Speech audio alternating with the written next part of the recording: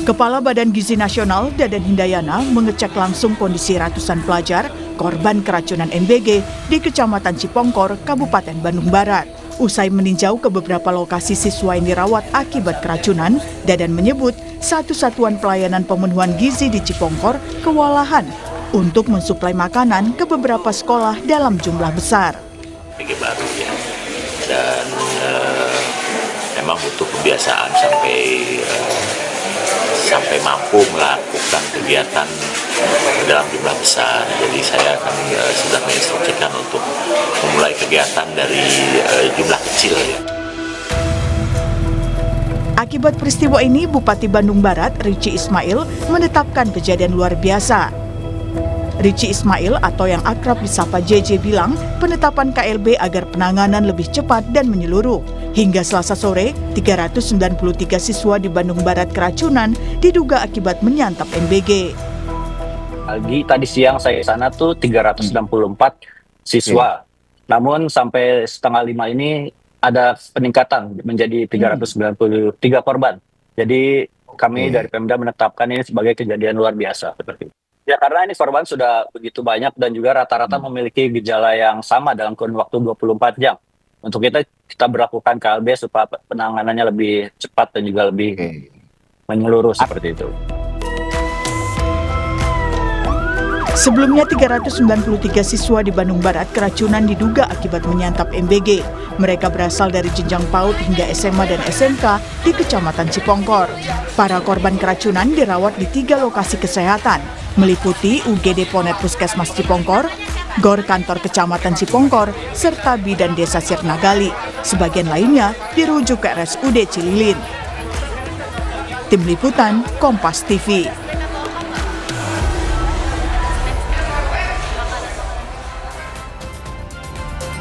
Lebih lengkap informasi terkini dari kejadian luar biasa keracunan MBG di Cipongkor, Jawa Barat. Kita tanyakan kepada jurnalis Kompas TV. Sudah ada Dinda Farah dan juga juru kamera Andre Iskandar dari Kabupaten Bandung Barat, Jawa Barat. Dinda, selamat pagi. Jadi kami ingin konfirmasi update perkembangannya. Total berapa korban keracunan MBG yang sampai pagi hari ini masih dirawat di rumah sakit, Dinda?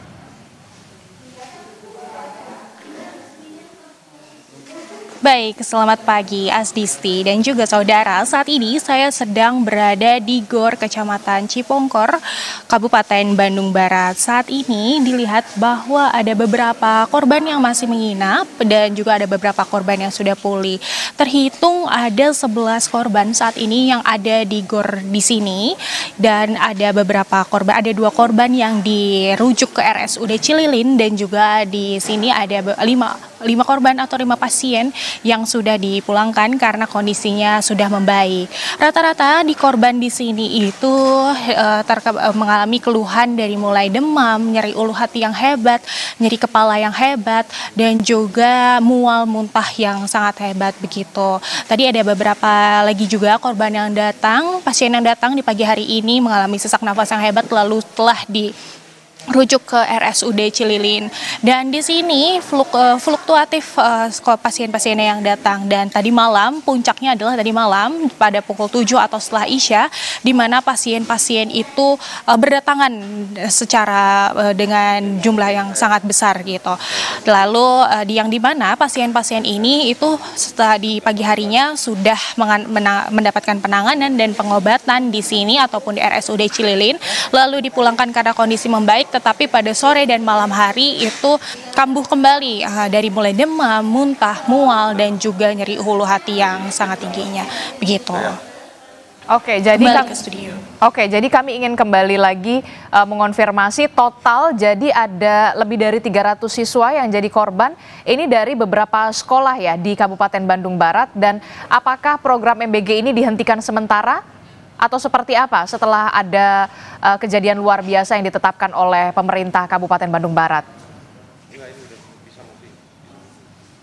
Oke, untuk saat ini betul sekali ada lebih dari 300 siswa dari beberapa sekolah dan juga beberapa desa di Kecamatan Cipongkor, Kabupaten Bandung Barat ini, dan Polda Jabar telah bekerja sama dengan adanya Dinas Kesehatan Kabupaten Bandung Barat dengan BGN dan juga dengan lab-lab kesehatan ya untuk mengambil sampel makanan dan juga sampel muntahan dari para korban ini. Sampel makanan dari dapur MBG, selain dari sampel muntahan juga ada sampel makanan dari dapur MBG yang dimana yang diberikan kepada siswa dan juga pasien pada hari kemarin yang telah dikirimkan ke laboratorium begitu, saudara. Dan untuk mengidentifikasi penyebab keracunan ini sendiri, dan untuk operasional dapur penyedia makanan bergizi gratis ini atau MBG di SPPG Kampung Cipari, Desa Cijambu, Kecamatan Cipongkor ini dihentikan sementara begitu. Dan kepolisian masih dalam proses penyelidikan lebih lanjut terutama untuk melacak rantai bahan baku pasok makanan, proses pengolahan uji lab kesehatan dari mulai muntahan dari pasien itu sendiri, dan nanti akan mendapatkan evaluasi dan hasilnya sedang diproses pada saat ini. Kembali di studio Adisti. Oke, jadi laboratorium masih sampel makanan itu masih diuji di laboratorium. Nah, terkait dengan penyelidikan polisi ini, apakah sudah ada saksi yang diperiksa? Salah satunya adalah pihak dari SPPG untuk mengetahui penyebab pasti dari keracunan ini. Dinda. Baik, untuk saat ini saksi masih dalam proses penyelidikan lebih lanjut sehingga belum diidentifikasi secara lebih lanjut karena masih dalam proses kepolisian. Begitu, Adisti. Informasinya jurnalis Kompas TV Dinda Farah dan juga juru kamera Andre Iskandar melaporkan langsung dari Kabupaten Bandung Barat, Jawa Barat.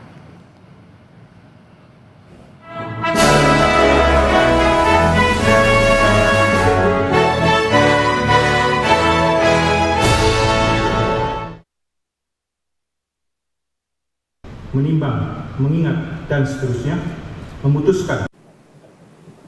Yuda Agung mengucapkan sumpah jabatan sebagai anggota Dewan Komisioner Otoritas Jasa Keuangan ex officio dari Bank Indonesia di hadapan Ketua Mahkamah Agung Sunarto pada Selasa 23 September 2025 di Gedung Mahkamah Agung Jakarta.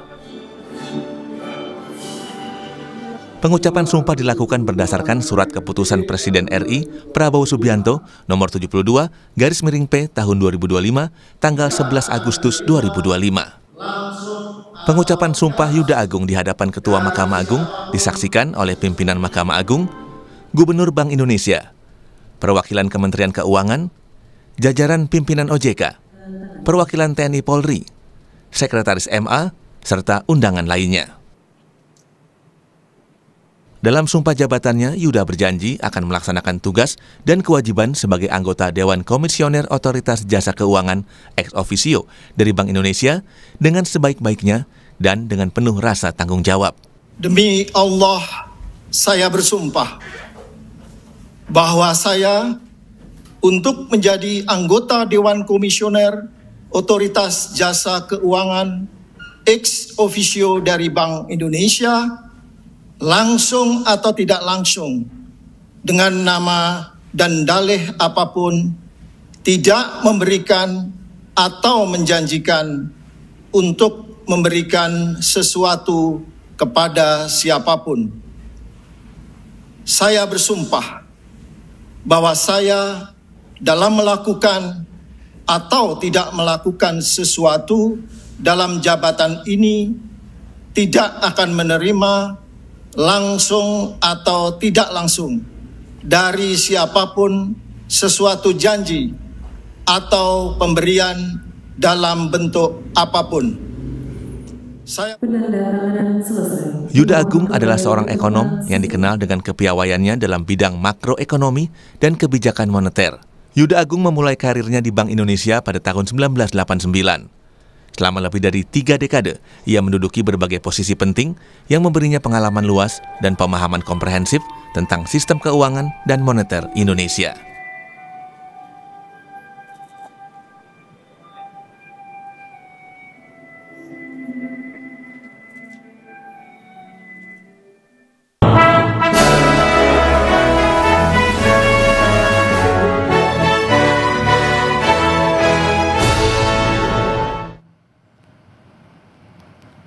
Kasus korupsi kuota haji menjadi PR berat bagi Kementerian Haji dan Umroh yang baru dibentuk. Lalu bagaimana perbaikan layanan haji ke depan dan upaya pencegahan korupsi haji?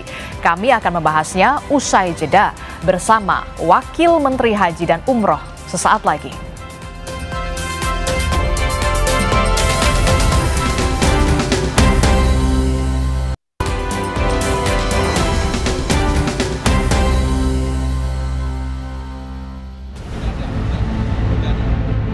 KPK kini tengah mengusut dugaan korupsi kuota haji tahun 2024. Mantan Menteri Agama Yakut Khalil Qomas 2 kali diperiksa sebagai saksi. Yakut mengaku mendapat sekitar 18 pertanyaan dari penyidik. Saat ditanya soal dugaan fee dari pembagian kuota haji, Yakut meminta hal itu ditanyakan ke penyidik KPK. Memperdalam keterangan yang saya sampaikan di pemeriksaan sebelumnya, di penyelidikan. Jadi ada pendalaman. Ada berapa pertanyaan? Insya Allah kalau saya nggak salah ada 18. Ya materi sampaikan tanya ya tentu terkait dengan persoalan yang sedang Gus, soal aliran dugaan fee terkait pembagian kuota itu gimana, Gus? tanyakan ke penyidik. Dirjen Penyelenggaraan Haji dan Umroh Kementerian Agama Hilman Latif juga diperiksa KPK sebagai saksi. Usai pemeriksaan, Hilman memaparkan kepada penyidik tentang aturan yang melandasi proses penyelenggaraan haji, termasuk pembagian kuota haji tambahan. Pendalaman regulasi yang ada dalam proses haji. Terus ditanya itu untuk soal penentuan kuota itu atas ide siapa? Biar kita pendalaman regulasi.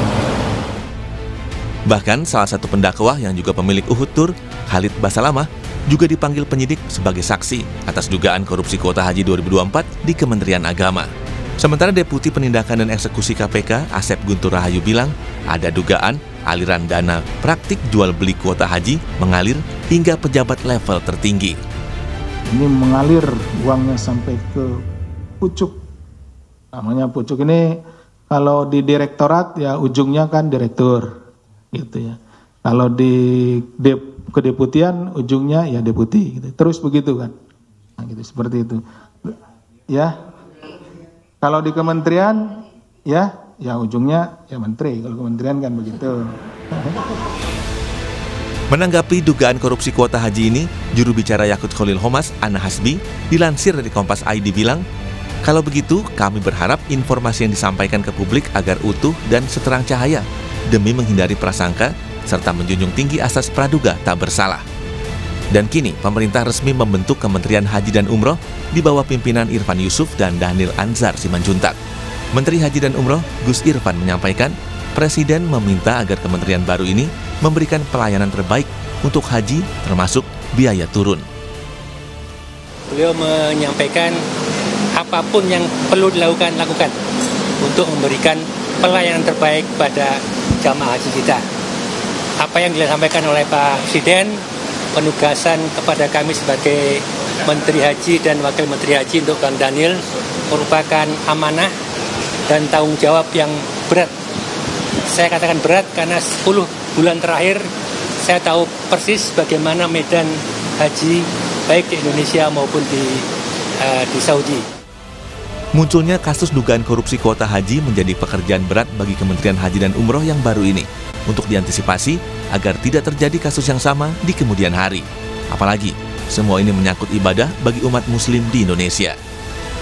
Tim Liputan Kompas TV.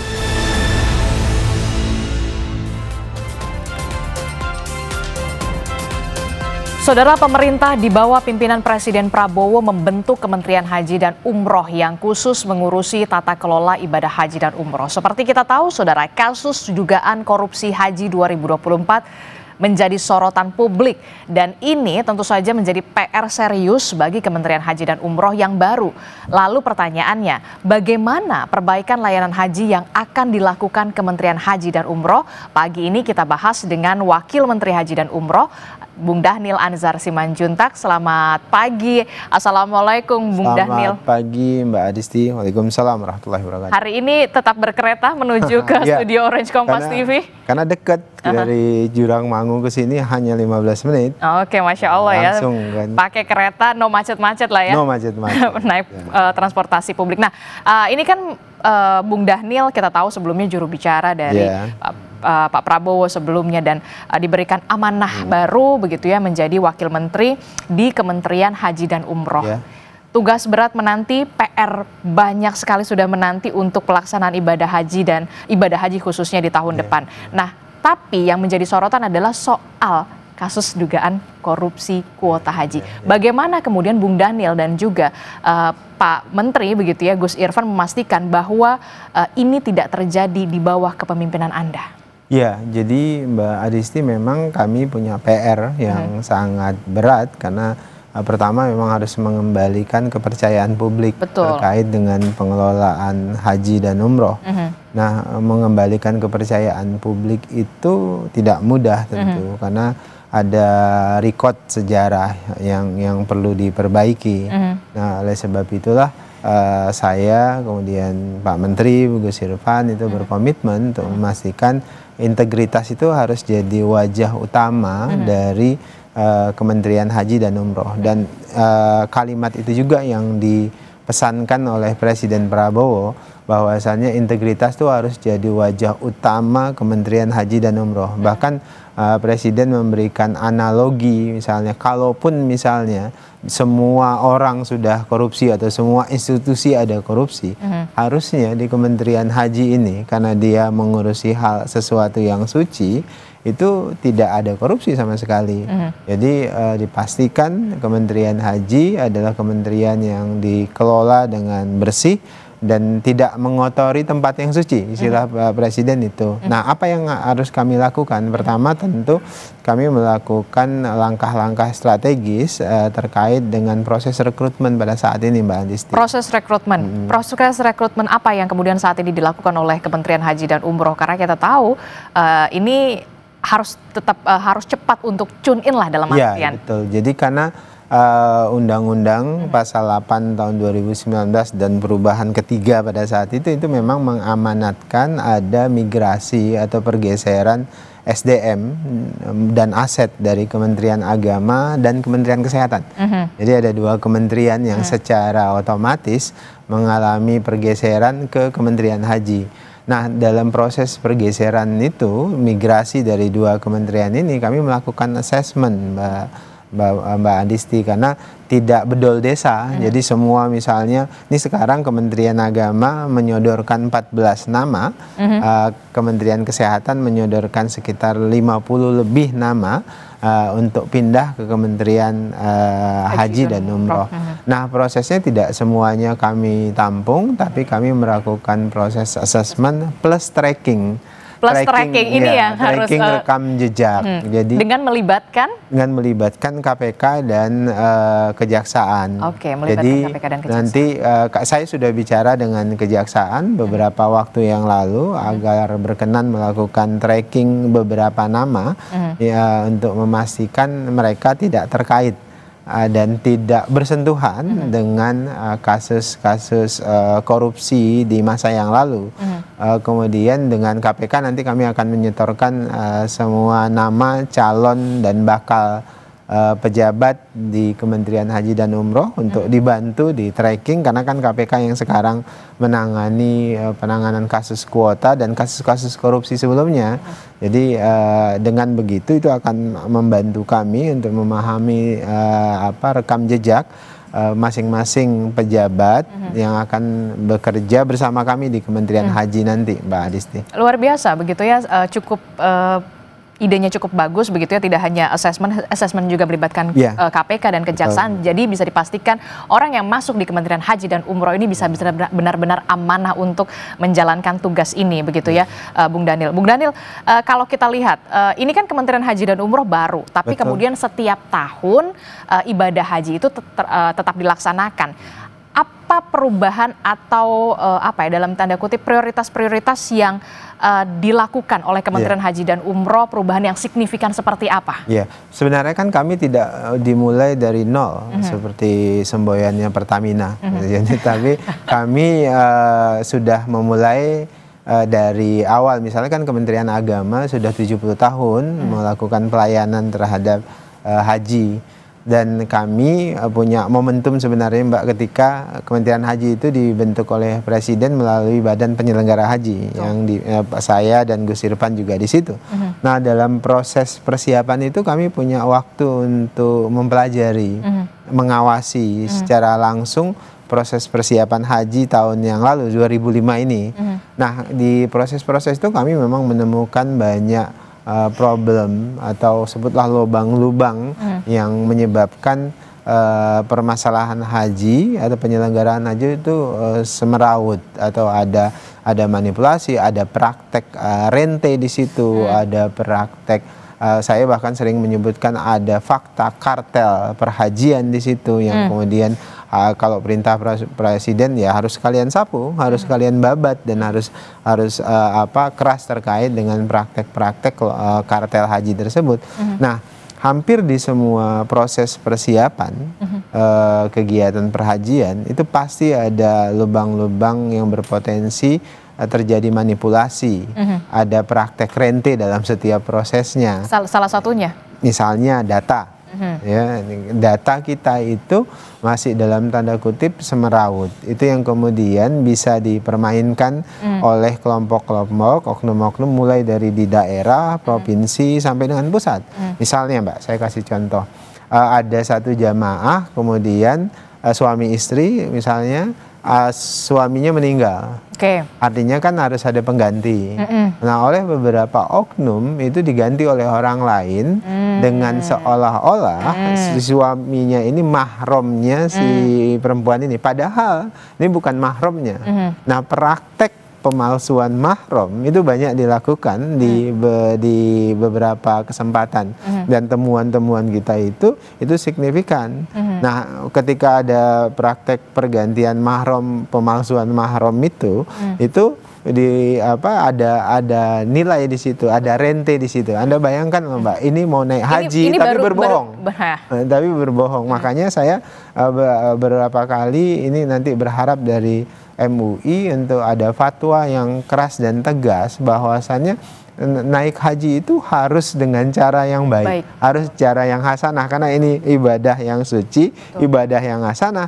Kalau cara untuk berangkat ke sana tidak hasanah, tidak baik, berarti hajinya itu tidak baik atau bukan haji yang makbul, bahkan apalagi mabrur. Ini pasti haji yang keliru, yang salah lah. Gitu. Termasuk juga soal dugaan kuota itu tadi. Karena kita tahu waktu tunggu untuk mau ibadah haji di Indonesia itu lama banget. Lama memang. Bung Daniel. Jadi tadi ya, itu baru dari sisi data loh Mbak. Belum kita bicara catering yang kebocorannya luar biasa, bisa 20-30%. Belum bicara akomodasi tenda, belum lagi hotel, belum lagi penerbangan.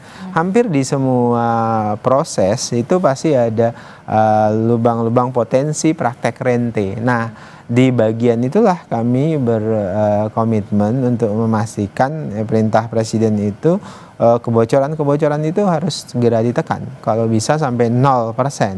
Jadi jangan sampai 20-30% itu kan menyebabkan inefisiensi yang luar biasa. Yang dirugikan tuh jamaah Mbak dalam praktek-praktek rente tersebut. Ya itu tadi tugas Bung Daniel dan juga Pak Menteri begitu ya, Gus Irfan cukup berat begitu ya. Bahkan sebelum untuk ke ibadahnya saja sudah harus dibersihkan begitu untuk kebocoran-kebocoran itu. Nah, tapi yang kemudian diperhatikan adalah ada perintah dari Presiden Prabowo Subianto untuk biaya haji lebih turun lagi. Saya belum puas. Mungkinkah itu terjadi?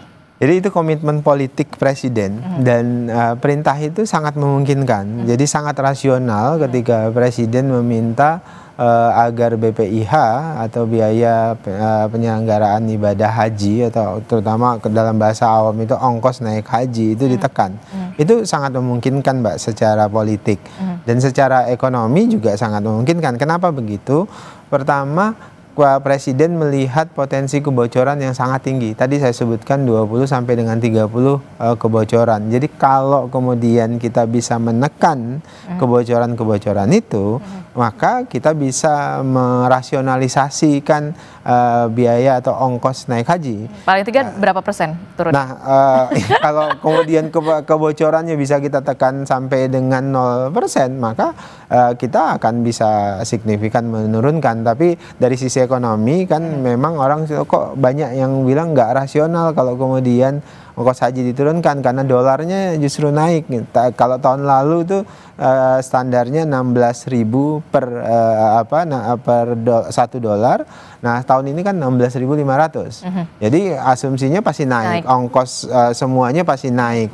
Nah, tapi dari sisi hitung-hitungan finansial memang terkesan tidak rasional. Tapi yang dilihat oleh Presiden dan yang juga kami lihat itu adalah bagaimana inefisiensi pembiayaan haji itu bisa dipotong. Inefisiensi itu disebabkan oleh kenapa? Oleh kebocoran.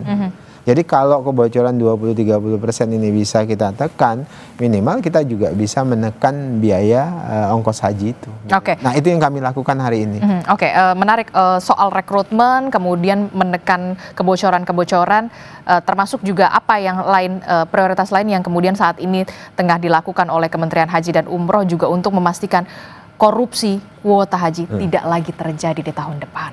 Itu tadi Mbak, kami memastikan orang yang di dalam Kementerian Haji itu punya integritas dan kami mendesain proses pengendalian. Sekarang ini nanti di Kementerian Haji itu ada namanya Direktorat Jenderal Pengendalian Pelayanan Haji dan sebagian besar isinya itu teman-teman kita yang dulu di KPK yang sempat nggak lulus TWK, kemudian saya ajak bareng-bareng di Kementerian Haji dan ada Irjen, ada proses pengawasan lainnya. Nah, kami akan fokus di situ. Selain itu memang komitmen Menteri dan Wakil Menteri itu penting. Saya harus jelaskan dengan tegas bahwasannya bahwasannya birokrasi itu akan sangat tergantung dengan pimpinan puncaknya. Itu adalah fakta. Hampir semua penelitian akademis itu menunjukkan kalau kepalanya itu bersih dan punya komitmen, birokrasi itu pasti ngikut. Jadi kami sudah pastikan dengan Gus Irfan tidak ada tekanan ke mereka harus nyetor misalnya ke pimpinan, karena fakta itu selalu ada kan. Dan kita tidak akan kasih target macam-macam. Target yang kita kasihkan kita berikan kepada birokrasi, pastikan semua proses itu clear, bersih dari praktek rente, dari praktek korupsi, manipulasi dan sebagainya. Walaupun saya dan Gus Irfan paham betul tidak mudah untuk merubah status quo, corporate culture yang sudah terbangun di satu birokrasi, dan ini yang kami langsung terus tekankan karena nanti kan birokrasi kami itu sampai mulai dari pusat sampai ke daerah, bahkan sampai kecamatan melalui penyuluh haji kan Pak. Nah, untuk mengontrol itu tentu membutuhkan sistem dan komitmen.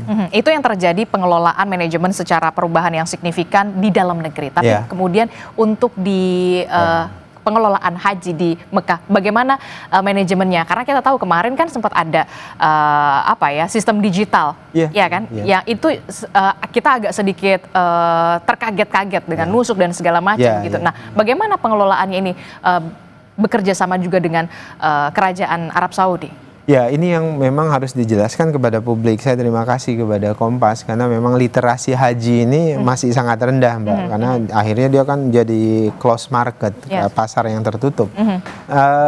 Haji itu depend, artinya kita sangat tergantung dengan kebijakan kerajaan Saudi Arabia. Dan artinya kita menyesuaikan, kita follower terhadap kebijakan-kebijakan Saudi Arabia. Nah, kebijakan pemerintah Saudi Arabia itu memang ke depan itu memang ingin memperluas kapasitas pelayanan haji. Misalnya sekarang Saudi Arabia itu hanya menampung jamaah paling banyak itu 2 juta. 2 juta, dan kita adalah jamaah atau pilgrims yang paling besar, 200.000 lebih. Nah, sehingga antrian rata-rata kita sekitar 25 tahun. Nah, apa yang kita lakukan untuk memastikan proses penyelenggaraan di sana itu berjalan sebagaimana mestinya. Kami dengan Kementerian Haji Saudi Arabia itu akan membentuk yang namanya task force bareng bersamaan. Karena di dunia ini hanya dua institusi, hanya ada dua Kementerian Haji, yaitu Kementerian Haji Saudi Arabia dan Kementerian Haji Indonesia. Artinya ini abang adik lah kalau kata anak Medan. Gitu. Jadi kami ingin proses persiapan keberangkatan dan penyelenggaraan di sana, penyelenggaraan ibadah, Kementerian Saudi Arabia, Kementerian Haji dan Umrohnya itu bersamaan, dan kami bikin task force. Jadi hampir semua proses kami bicara dengan Kementerian Haji Saudi Arabia. Kami berdiskusi. Jadi kami meminta asistensi secara terus-menerus. Syukur-syukur kita dapat privilege karena memang kita jamaah terbesar, dan kemudian paling secara politik juga kita punya hubungan yang sangat baik dengan Saudi Arabia. Kira-kira gitu. Kita berharap tentu saja penyelenggaraan ibadah haji dan umroh di bawah Kementerian Haji dan Umroh sekarang ini bisa lebih fokus, lebih lancar begitu ya, semuanya bisa berjalan dengan baik dan lebih baik lagi pastinya. Terima kasih Wakil Menteri Kementerian Haji dan Umroh Bung Daniel Anzar Simanjuntak sudah mampir ke studio Orange Kompas TV.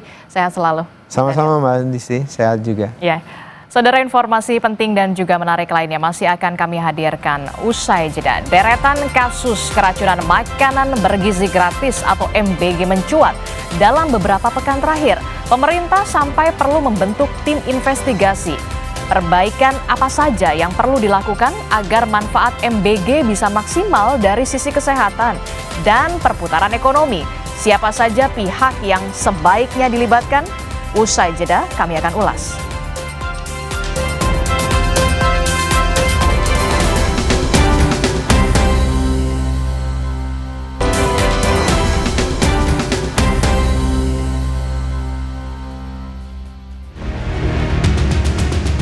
Deretan kasus keracunan makanan bergizi gratis MBG mencuat dalam beberapa pekan terakhir. Pihak sekolah bahkan meminta siswa untuk tidak melanjutkan makan. Polisi hingga Balai Pengawasan Obat dan Makanan sampai turun tangan memeriksa saksi dan sampel MBG. Keracunan MBG antara lain terjadi di wilayah Cipongkor, Bandung Barat, Jawa Barat, dengan jumlah siswa keracunan mencapai lebih dari 360 orang. Begitu juga di Garut, ada 150 siswa dari 3 sekolah yang keracunan MBG. Lalu di Banggai, Kepulauan Sulawesi Tengah tercatat ada 230 siswa yang keracunan. Pemerintah mencatat lebih dari 5.000 siswa mengalami keracunan usai menyantap MBG. Kepala Kantor Staf Kepresidenan Muhammad Kodari bilang pemerintah melakukan pencatatan kasus melalui sejumlah badan. Dengan jumlah penderita 5.080, ini data per 17 September. Kedua dari Kemenkes, 60 kasus dengan 5.207 penderita, data 16 September. Kemudian BPOM, 55 kasus dengan 5.320 penderita, data per 10 September 2025. Tapi lihat bahwa masalah yang sama dicatat oleh 3 lembaga, bahkan oleh BGN sendiri. Ya. Nah, yang kedua, angkanya secara statistik itu sebetulnya sinkron, sama-sama di sekitar angka 5.000 ya. Ketua DPR RI Puan Maharani meminta pemerintah melakukan evaluasi total terhadap pelaksanaan program MBG. Itu perlu dilakukan agar tidak ada lagi siswa yang dirugikan dalam program ini. Nanti tentu saja kami akan melakukan pengawasan tempat-tempat yang mana ada masalah di tempat dapur-dapur MBG untuk melihat secara langsung itu sebenarnya masalahnya itu seperti apa, apakah di dapurnya, apakah di sekolahnya, untuk bisa melihat dari hulunya itu sebenarnya masalahnya seperti apa. Jadi memang evaluasinya itu harus dilakukan secara total. Jadi Imbas banyaknya kasus dugaan keracunan, Badan Gizi Nasional bakal membentuk tim investigasi untuk menyelidiki menu hingga dapur program makanan bergizi gratis. BGN menilai belum tentu semua makanan yang bermasalah memicu keracunan. Saya akan membentuk tim investigasi untuk masalah hal yang diduga keracunan dan juga tim investigasi di bidang menu makanan atau dapur. Merespon banyaknya kasus keracunan MBG, Indonesia Corruption Watch (ICW) mendesak evaluasi total program ini. ICW menilai tata kelola program MBG buruk dan minim pengawasan. Dengan adanya terbukti tata kelola yang buruk, minimnya akuntabilitas, dan berulang kali merugikan warga, dalam kondisi seperti ini, pemerintah harus segera menghentikan pelaksanaan MBG agar tidak terus menimbulkan kerugian lebih besar bagi masyarakat. Setelah dihentikan, diperlukan evaluasi total yang melibatkan publik, terutama siswa, guru, orang tua, dan kelompok masyarakat.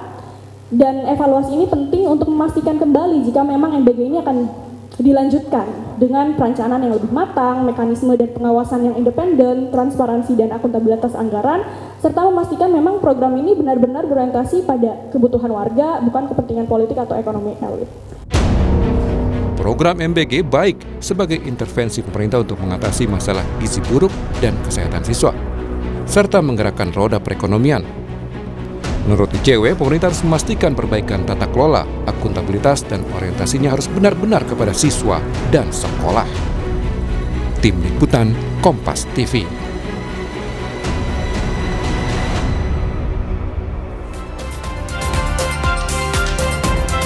Saudara, marak kasus keracunan, apa saja yang perlu dievaluasi dari pelaksanaan MBG?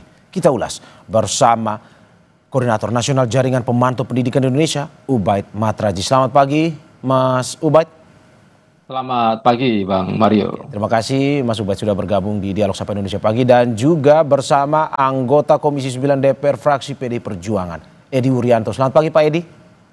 Selamat pagi, Mas. Terima kasih Pak Edi sudah bergabung di Dialog Sapa Indonesia Pagi, dan juga kami sedang menghubungi pakar gizi Dr. Dian Kusumadewi serta perwakilan dari Badan Gizi Nasional, tapi hingga saat ini kami masih terus menunggu konfirmasinya. Saya ke Mas Ubaid terlebih dahulu. Mas Ubaid, dari catatan Anda sampai hari ini data yang dimiliki ada berapa korban keracunan MBG dari pemantauan?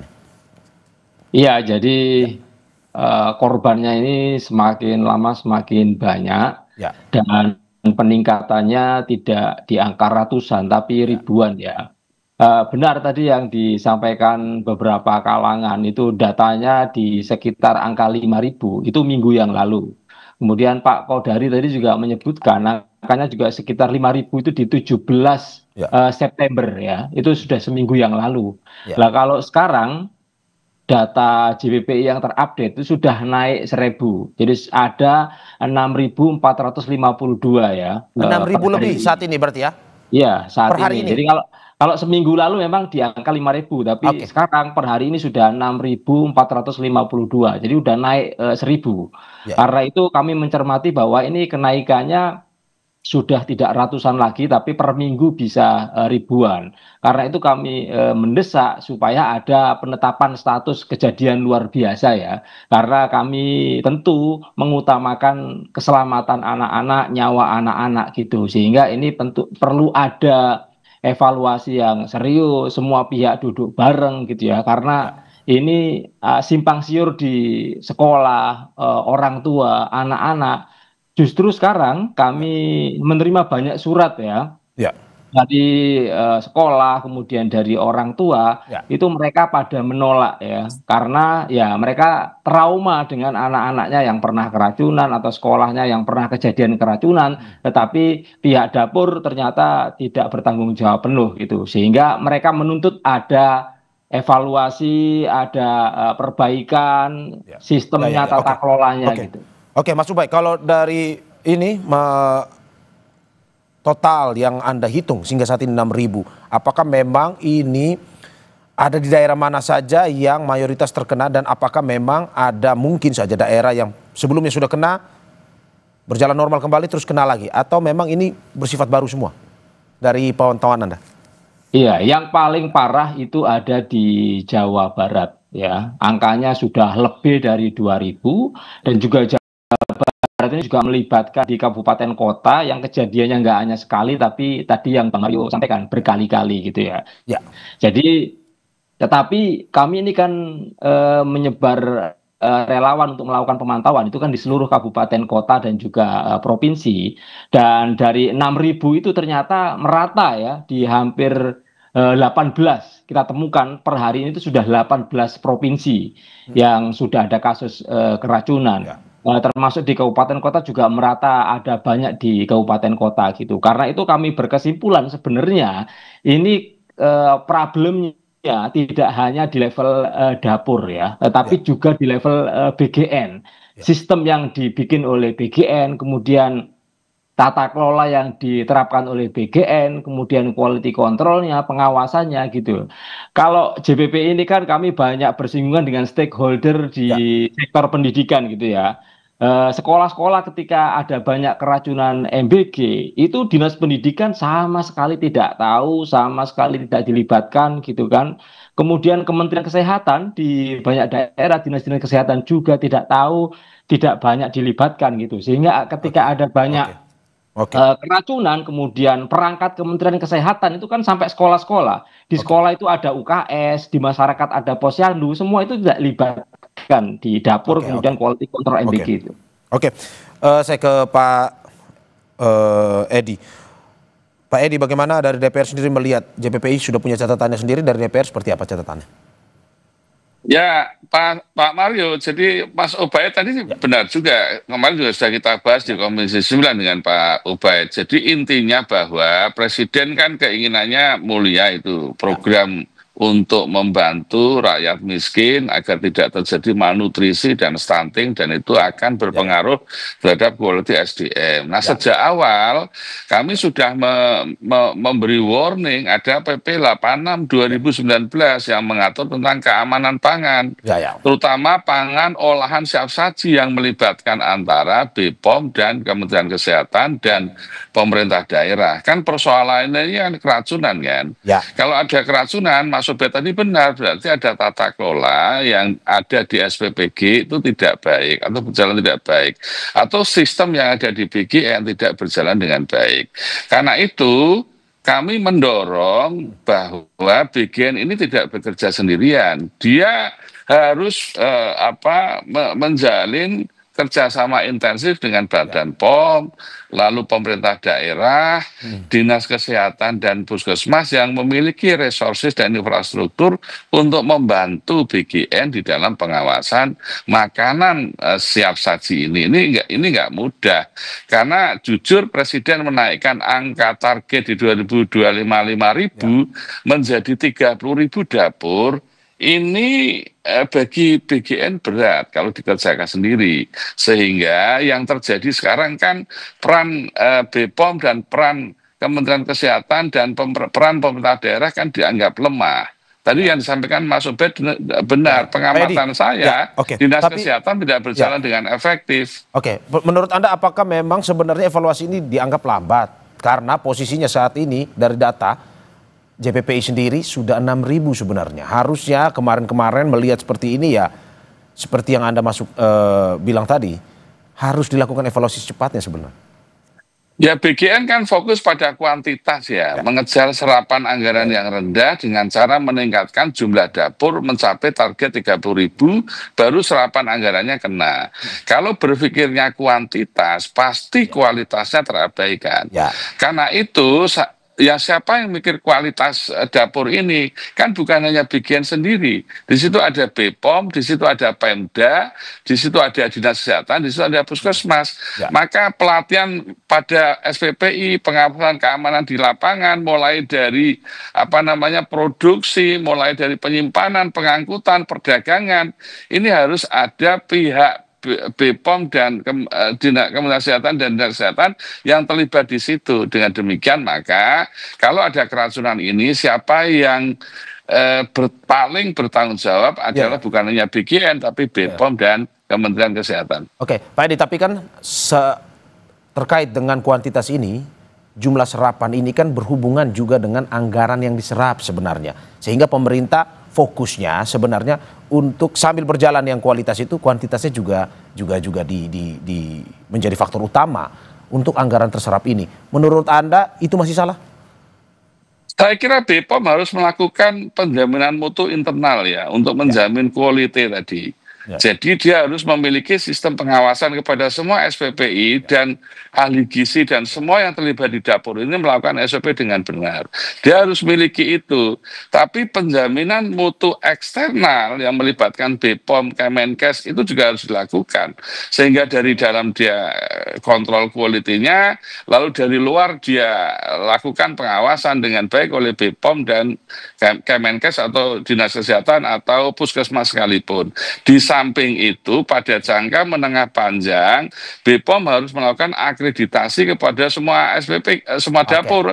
Ya, dengan akreditasi yang baik maka akan terdeteksi mana yang baik, mana yang cukup, mana yang kurang. Nah yang kurang itu warning. Tapi saya setuju dengan Mas Ubed tadi, kalau ada dapur yang ada kasus keracunan maka sebaiknya dapur dihentikan dulu sambil dievaluasi. Oke, saya sebelum ke Mas Ubaid saya ingin perkenalkan dulu, baru saja bergabung dengan kita pakar gizi Departemen Ilmu Kedokteran Komunitas FK Universitas Indonesia, Dr. Dian Kusuma Dewi. Selamat pagi Bu Dian. Selamat pagi, Mas. Terima kasih Ibu sudah bergabung di Dialog Sapa Indonesia Pagi. Ya. Tahan sebentar Bu, saya ke Mas Ubaid dulu. Mas Ubaid, kalau kata Pak Edi, kualitas harus berjalan seimbang. Bahkan sebenarnya kualitas sebenarnya yang harus di fokus utamanya ketimbang kuantitas. Tapi kan ini sebenarnya berhubungan dengan anggaran, terserap penyerapan anggaran. Menurut Anda seperti apa? Kuantitas sama kualitas itu sebenarnya bisa jalan sinkron ya. Kalau perencanaannya bagus, ya kan. Kalau sejak awal itu direncanakan dengan matang, dibangun sistem yang kuat, tata kelola yang sistematis dan seterusnya, maka kuantitas dengan kualitas itu bisa seirama gitu. Tapi dalam kasus MBG, kasus keracunan, itu kan sejak awal program ini running, itu kan sudah ada kasus. Memang jumlahnya 200 ya, ratusan masih gitu kan, dan sudah clear itu. BGN juga mengatakan ketika kasus masih ratusan itu kami akan evaluasi, kami akan investigasi, tapi nyatanya hasil evaluasinya apa gitu loh, sehingga kami di sekolah kemudian orang tua khawatir karena sudah dievaluasi, sudah diinvestigasi, kok malah sekarang jumlahnya malah ribuan. Itu yang mengkhawatirkan banyak sekolah dan orang tua gitu. Karena mereka fokus pada keselamatan anak gitu. Oke, saya ke Budian. Budian, dari permasalahan yang terjadi, keracunan makanan pun juga permasalahan yang terjadi terkait dengan MBG ini. JPPI tadi memberikan info jumlah terakhir 6.000 sampai saat ini. Dari pemenuhan gizi, keahlian Anda, apa yang menjadi fokus dari Anda melihat terkait dengan keracunan MBG ini? Ya, baik. Terima kasih. Selamat pagi semuanya. Untuk melihat kondisi yang sedang marak saat ini, sebetulnya kita kembali lagi saja pada cara-cara monitoring dan evaluasi dari setiap program yang ditawarkan. Nah, untuk program ini mungkin sama halnya dengan kita kalau quality control pada perusahaan, ya Mas ya.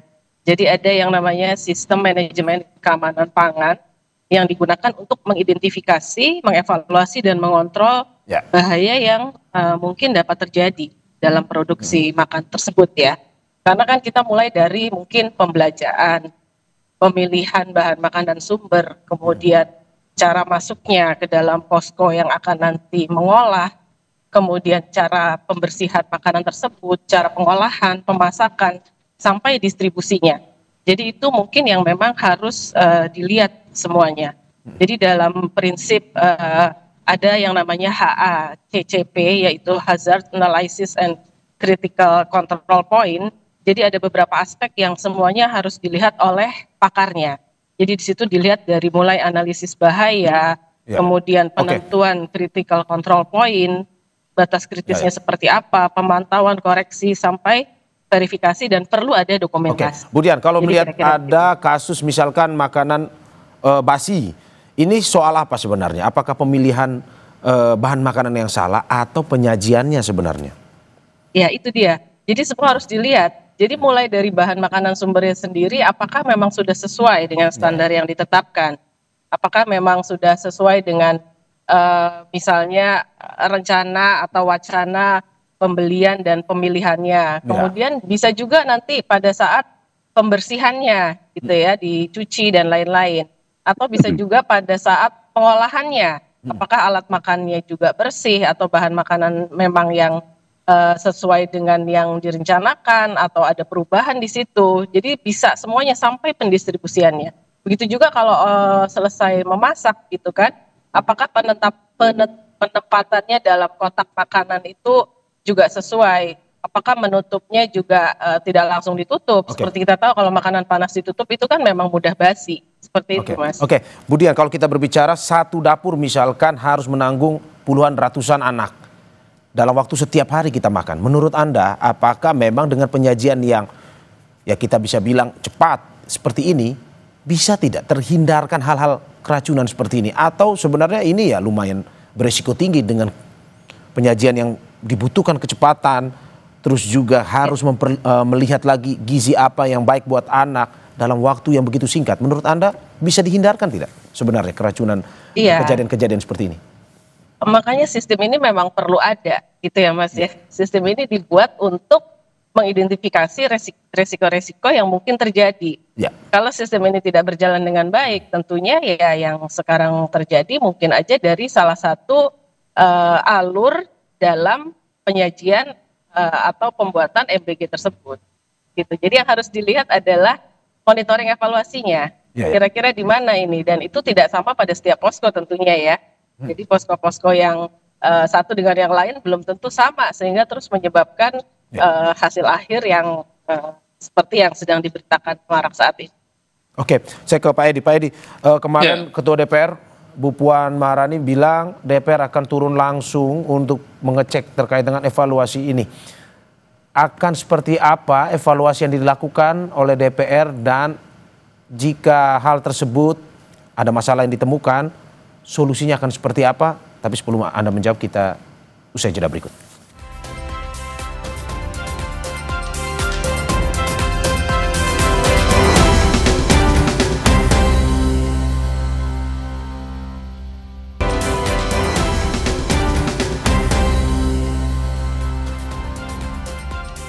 Terima kasih masih di Sapa Indonesia Pagi bersama saya Mario Sarung dan sejumlah narasumber saya. Ada anggota Komisi 9 DPR fraksi PD Perjuangan Edi Wuryanto, Koordinator Nasional Jaringan Pemantau Pendidikan Indonesia Ubaid Matraji, dan pakar gizi Departemen Ilmu Kedokteran Komunitas FK Universitas Indonesia Dr. Dian Kusuma Dewi. Saya ke Pak Edi. Pak Edi, bagaimana kemarin Bu Puan sudah memberikan pernyataan bahwa DPR akan mengevaluasi dan akan turun langsung katanya. Evaluasi seperti apa dan aksi seperti apa yang akan dilakukan oleh DPR turun langsung nanti ini? Ya, minggu depan kami akan usulkan mengundang 3 mitra ya. Satu BGN sendiri, 2 Kemenkes, yang ketiga Badan POM, yang itu wilayah kerja Komisi 9 untuk mengevaluasi ini secara total. Agar peraturan pemerintah berjalan dengan baik, seluruh pihak ini dalam pengawasan semakin intensif. Yang kedua, tanggal 3 Oktober nanti kami sudah mulai masuk reses. Maka semua anggota Komisi 9 akan turun ke dapur SPPG untuk melihat ekosistem di lapangan apa masalahnya. Jadi dugaan-dugaan selama ini yang sudah kita bahas beberapa hari terakhir ini, coba nanti di lapangan kami akan cek. Tapi yang lebih penting dari itu memang keterlibatan pemerintah daerah itu sangat minim sekali. Seperti yang disampaikan Mas Ubed tadi. Bupati, Kepala Dinas Kesehatan, Kepala Puskesmas, sampai tidak tahu, sampai tidak dilibatkan. Sementara ini program berhubungan dengan ibu hamil, ibu menyusui. Nah ini yang nanti kita cek di lapangan. Dengan begitu nanti kami akan lebih bisa mendorong keterlibatan stakeholder baik BGN, BPOM, pemerintah daerah, dinas kesehatan, bahkan TNI Polri yang ada yang selama ini mendukung, itu kita akan sinergikan sehingga semuanya akan keroyokan bagaimana memperbaiki kualitas SPPG ini. Oke, salah satu berarti yang kita tangkap salah satu usulan solusi dari DPR kepada BGN adalah mencoba untuk memberikan peran aktif kepada pemerintah daerah ya ke depan. Oh ya, karena dia juga memiliki tanggung jawab dalam hal pemeriksaan terhadap kegiatan atau produksi makanan, penyimpanan, pengangkutan, perdagangan. Kalau itu mengkhawatirkan bagi rakyatnya, saya kira pemerintah daerah melalui dinas kesehatan berhak untuk masuk ke SPPG. Demikian juga BPOM di daerah juga berhak masuk, karena ini wewenang mereka yang diatur di dalam regulasi. agar juga mereka menjadi pengawas yang independen dalam soal tata kelola SPPG ini. Oke, Mas Ubaid, ini sejalan dengan apa yang akan dikusulkan oleh DPR terkait dengan keterlibatan pemerintah daerah. Karena selama ini pemerintah daerah bercerita bahwa ya mereka tidak pernah dilibatkan, segala sesuatu itu memang langsung diatur dari pusat atau BGN sendiri. Menurut Anda, bagaimana nanti peran pemerintah daerah ini lebih spesifik untuk bisa memantau sehingga kejadian-kejadian seperti ini tidak akan terulang kembali? Ya, memang idealnya tadi Pak Edi sampaikan soal keterlibatan pemerintah daerah dan semua pihak. Dan juga tadi Budian soal kualitas monitoring masuknya gizinya dan seterusnya gitu. Jadi bagi kami yang ada di lapangan itu memang SPPG ini yang bermasalah tidak hanya yang ada kasus keracunan gitu ya. Kalau yang ada kasus keracunan itu kan jelas masalah besar dan menyangkut jiwa anak yang saat itu juga harus segera ditangani dan harus disikapi gitu. Nah, pertanyaannya kemudian bagaimana dengan SPPG yang belum ada kasus keracunan gitu ya. Dan ternyata laporan dari masyarakat ya dan juga sekolah-sekolah ternyata ada banyak sekali menu-menu yang disajikan ke anak-anak yang harus dimakan oleh anak-anak ternyata gizinya juga tidak jelas. Oke, bukan keracunan tetapi sorry Mas Ubaid saya potong. Bukan keracunan tapi gizi, masalah gizi ya yang memang tidak sesuai standar. Iya, jadi untuk kasus SPPG yang tidak ada keracunan itu bukan berarti tanpa ada masalah. Juga ada banyak masalah terkait dengan kualitas gizinya, kemudian menu yang disajikan. Kemudian ada masalah juga soal ternyata menu-menu yang disajikan di sekolah-sekolah itu banyak sekali ya yang itu dibuang-buang. Dan sekolah juga sudah punya banyak cara bagaimana membuang menu secara aman itu ya. Ada yang harus di bawah wadah dari rumah lalu dipindahkan gitu. Jadi sebenarnya kasus di SPPG dan juga MBG di sekolah-sekolah itu tidak hanya kasus keracunan, tapi ada banyak kasus-kasus yang lain termasuk soal tujuan MBG itu. Tujuan MBG itu kan peningkatan angka ketercukupan gizi di semua daerah dan semua anak. Itu yang belum tercapai sampai hari ini gitu. Oke, tapi Mas, sorry, tapi kan bukannya ada pengawasan sebenarnya setiap dapur itu bahwa ada ahli gizi yang menghitung atau ahli gizi yang memantau untuk ukuran gizi yang nantinya akan diberikan kepada anak-anak? Iya, kalau menurut pemantauan JPPI itu masih katanya gitu. Tapi nyatanya nggak ada. Apa yang disampaikan Pak Edi tadi juga hampir sama, yang ada di lapangan nggak ada. Keterlibatan dinas pendidikan ya karena ini urusan sekolah ya kan. Kemudian dinas-dinas kesehatan sama sekali nggak ada. Padahal penyuluh kesehatan kita punya banyak sekali ya. Posyandu kita punya banyak sekali. Di sekolah itu ada namanya unit kesehatan sekolah. Sama sekali nggak dilibatkan. Karena itu ini bukan soal keracunan, tapi soal pemenuhan gizi itu juga bermasalah. Oke, saya ke Budian. Budian, bagaimana dengan apa hasil temuan dari JPPI, Mas Ubaid dan kawan-kawan, bahwa keracunan ini satu sisi, tapi yang tidak terlihat belum tentu bahwa kita bilang tidak ada masalah. Salah satunya adalah pemenuhan gizinya yang sampai saat ini belum terlalu maksimal kepada anak-anak. Ya, baik. Jadi ini ada dua hal yang dibahas ya mengenai tadi masalah keracunan dan pemenuhan gizinya. Kalau kita lihat dari pemenuhan gizinya, sebetulnya kita harus memperhatikan kebutuhan kalori dari setiap individu, di mana anak-anak itu ada perhitungannya tersendiri. Jadi kita harus memberikan kalori yang sesuai. Kalau kita sudah hitung kebutuhan sehari, artinya kita juga akan melihat di dalam MBG ini adalah dalam 1 kali porsi makan. Nah, Kementerian Kesehatan itu sudah mengeluarkan rekomendasi sebetulnya ya, rekomendasi isi piringku. Kalau dilihat dari yang ada, isi piringku itu harus dilihat lagi dari jenis, jumlah, dan jadwalnya. Jenis adalah bahan makanan yang harus didapat yang berhubungan dengan zat gizi makro dan mikro dari kebutuhan anak tersebut, yaitu sumber karbohidrat, protein, dan lemak, serta serat. Kalau kita lihat sebetulnya sudah cukup baik ya, cukup baik. Contohnya, hanya untuk pemenuhannya memang kita harus melihatnya tidak bisa dalam 1 porsi makan. Jadi harus kebutuhan sehari, karena kita sudah menghitung kebutuhan sehari yang harus didapat di dalam individu tersebut. Artinya perlu bantuan dari keluarga juga. Berarti menurut Anda pantauan ahli gizi setiap hari terkait dengan apa asupan bagi anak-anak ini penting sekali ya? Betul. Ya, karena MBG itu hanya satu porsi makan, sementara dia harus mendapatkan 1 hari kebutuhan kalori. Dilihat dari jenis, jumlah, dan jadwal yang sesuai. Gitu, Mas. Saya ke Pak Edi. Pak Edi, bagaimana Anda melihat jika pada akhirnya ini, kalau kata Mas Ubaid, korban terus bertambah, jumlah terus bertambah. Apakah dari DPR sendiri evaluasinya akan seperti apa? Kita lihat, apakah tutup sementara sambil melihat secara keseluruhan atau tutup total dulu nih MBG?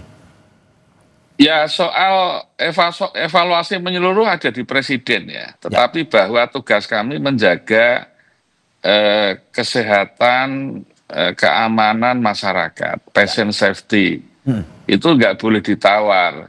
Karena tugas kita melindungi keselamatan jiwa setiap penduduk.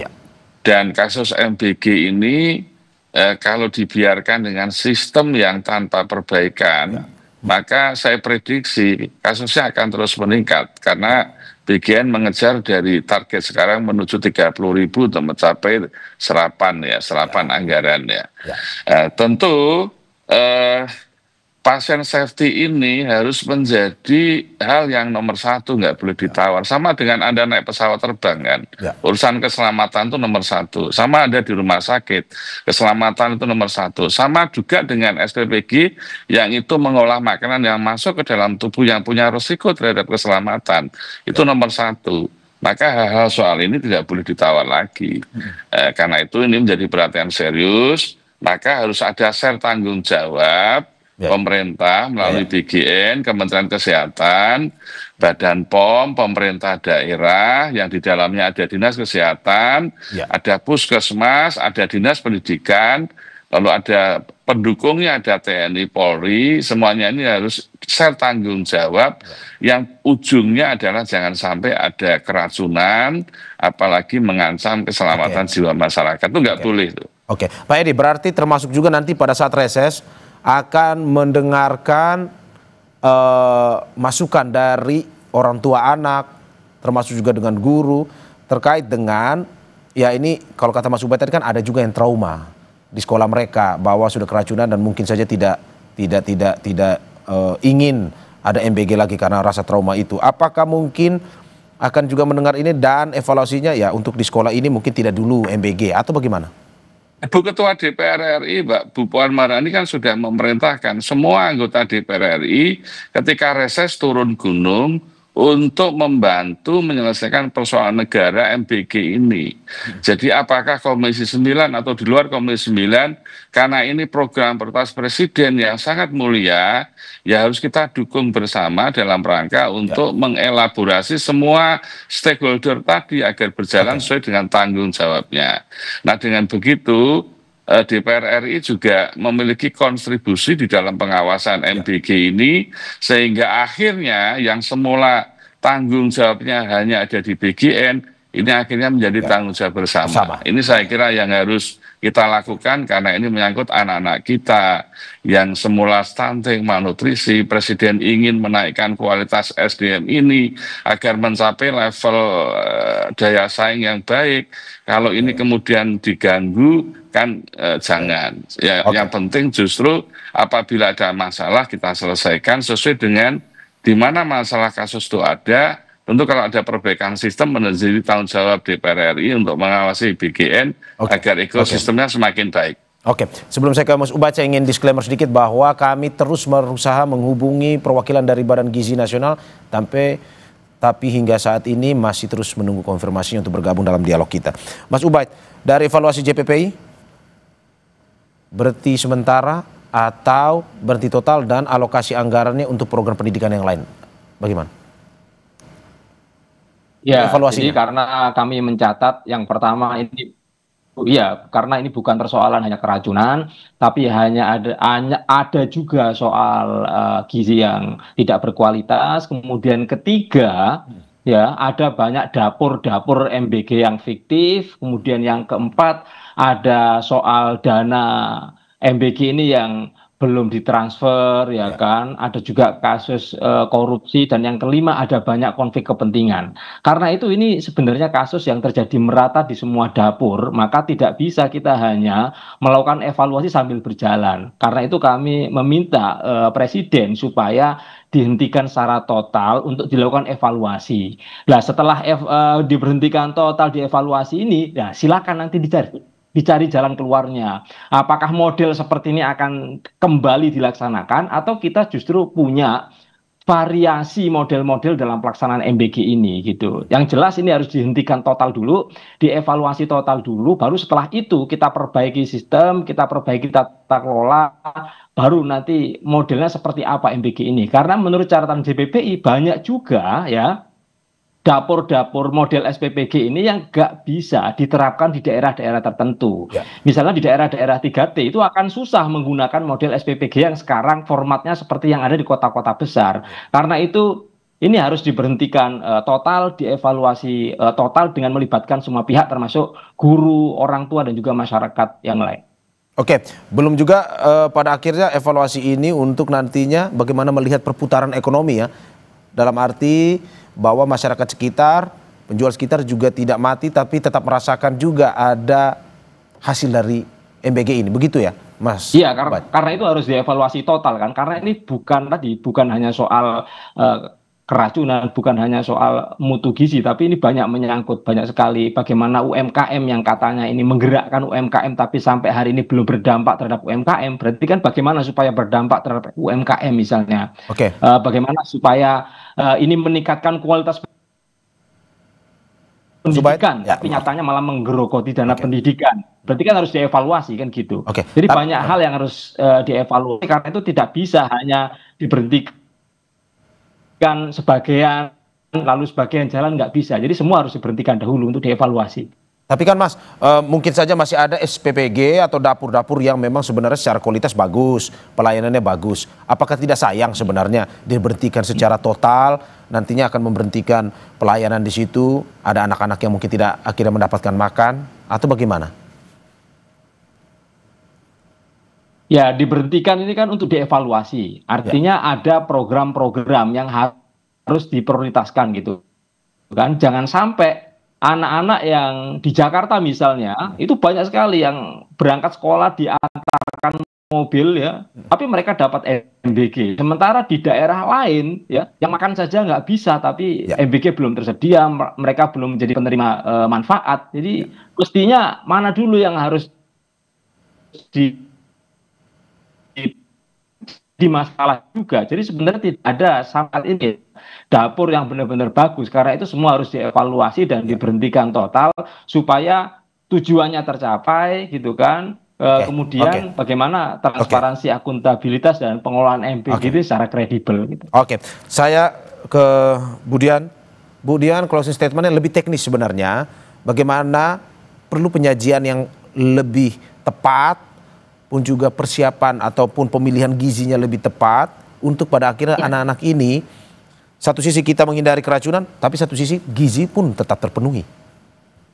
Ya baik, terima kasih. Dari sisi pemenuhan tentunya mungkin karena kita bicara satu porsi, jadi yang penting jumlah dan jadwalnya ya, jumlah dan jenis dan jadwalnya. Kalau jumlah satu porsi sudah cukup, satu piring itu, tapi jenisnya dan jadwalnya. Nah di dalam penyiapannya kita harus memperhatikan dan mengidentifikasi potensi bahaya yang dapat terjadi dalam produksi MBG tersebut ya. Jadi kita harus perhatikan yang pertama adalah kontaminasi, Mas. Kontaminasi atau kemungkinan paparan yang bisa terjadi kalau makanan itu biasanya biologi, kimia dalam proses pengolahannya, dan juga mungkin ada faktor fisika di situ.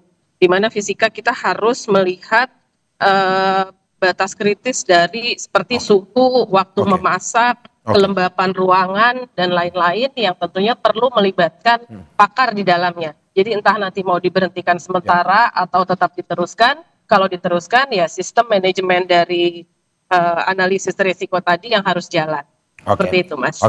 Saya ke Pak Edi, closing statementnya Pak Edi, bagaimana akhirnya harus melihat tadi usulan evaluasi total, berhentikan dulu total sambil lihat evaluasi, pun juga melihat ada anak-anak di luar sana di 3T yang lebih membutuhkan ketimbang mungkin yang berada di kota-kota besar. Evaluasi seperti ini. Kalau dari DPR sendiri melihatnya seperti apa?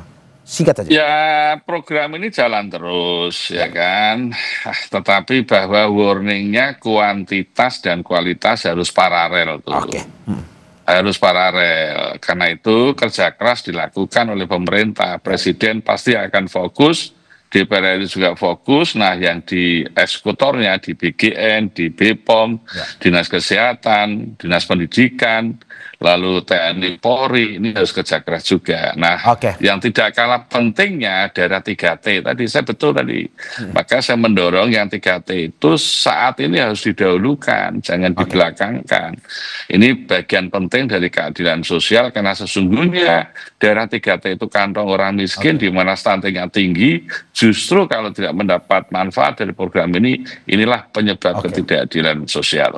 Oke, nah, kita harapkan sebuah program yang bagus, tapi harus tetap dengan evaluasi yang mendalam sehingga kejadian-kejadian seperti ini tidak terulang lagi. Terima kasih anggota Komisi 9 DPR fraksi PD Perjuangan Edi Wuryanto. Sebelumnya ada Koordinator Nasional Jaringan Pemantau Pendidikan Indonesia Ubaid Matraji dan juga pakar gizi Dr. Dian Kusuma Dewi. Terima kasih atas apa yang disampaikan Bapak Ibu. Sehat-sehat selalu. Saudara, jangan kemana-mana, Sapa Indonesia Pagi akan segera kembali dengan informasi lainnya. Salah satunya Presiden Prabowo berpidato di sidang Majelis Umum PBB dan bilang Indonesia telah menyiapkan 20.000 lebih putra-putri terbaik untuk mendukung perdamaian dunia. Tidak hanya Gaza, Palestina, namun juga di wilayah-wilayah konflik lainnya dari Ukraina, Sudan, hingga Libya.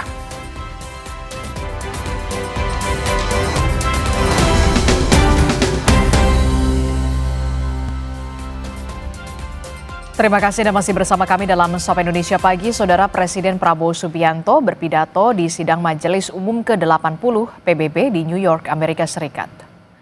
Presiden Prabowo Subianto tiba di markas besar PBB di New York, Amerika Serikat pada Selasa pagi waktu setempat.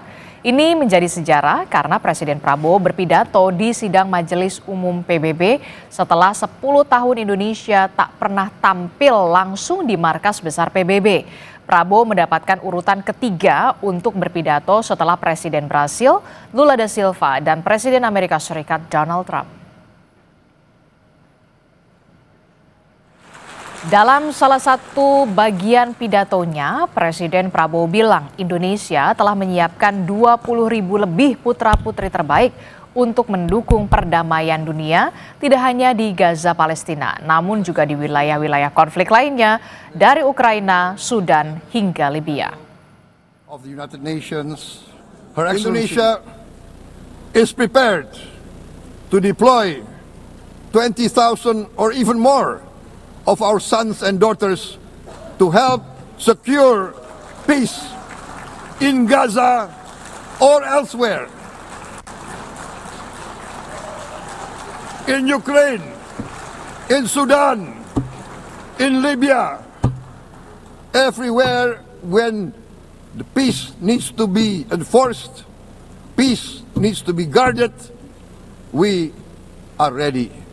We will take our share of the burden, not only with our sons and daughters, we are also willing to contribute financially to support the great mission to achieve peace by the United Nations. Sementara itu, Saudara, Presiden Perancis Emmanuel Macron resmi menyatakan Perancis mengakui Palestina sebagai negara. Hal tersebut disampaikan Emmanuel Macron saat berpidato dalam konferensi tingkat tinggi KTT tentang Palestina di markas PBB New York, Amerika Serikat. Macron, Saudara, menyatakan waktunya perdamaian tiba dan tidak ada pembenaran atas perang di Gaza. Pengumuman ini menandai langkah penting Eropa mendukung solusi dua negara untuk Israel dan Palestina. Macron juga mengonfirmasi Belgia, Luxembourg, Malta, Andorra, dan San Marino untuk mengikuti dan akan mengikuti langkah serupa dalam forum ini. Macron merupakan co-host KTT 2 negara atau Two-State Solution untuk solusi Israel-Palestina. Le temps est venu.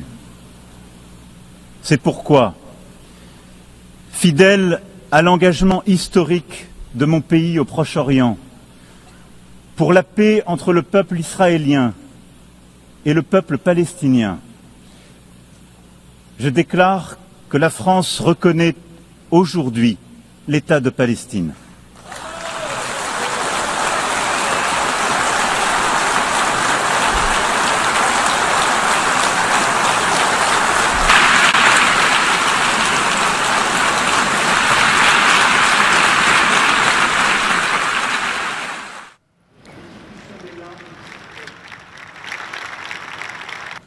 Presiden Prabowo Subianto berdiri dan memberi tepuk tangan atau standing ovation saat Presiden Prancis Macron mengakui Palestina sebagai negara.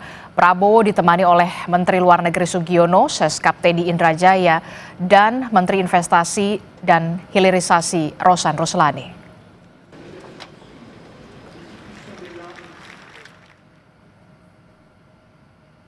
Kita beralih ke informasi lainnya, Saudara. Pemerintah Provinsi Sulawesi Utara menggelar upacara peringatan Hari Ulang Tahun ke-61 di halaman kantor Gubernur Sulawesi Utara. Bertindak sebagai inspektur upacara, Gubernur Julius Selvanus.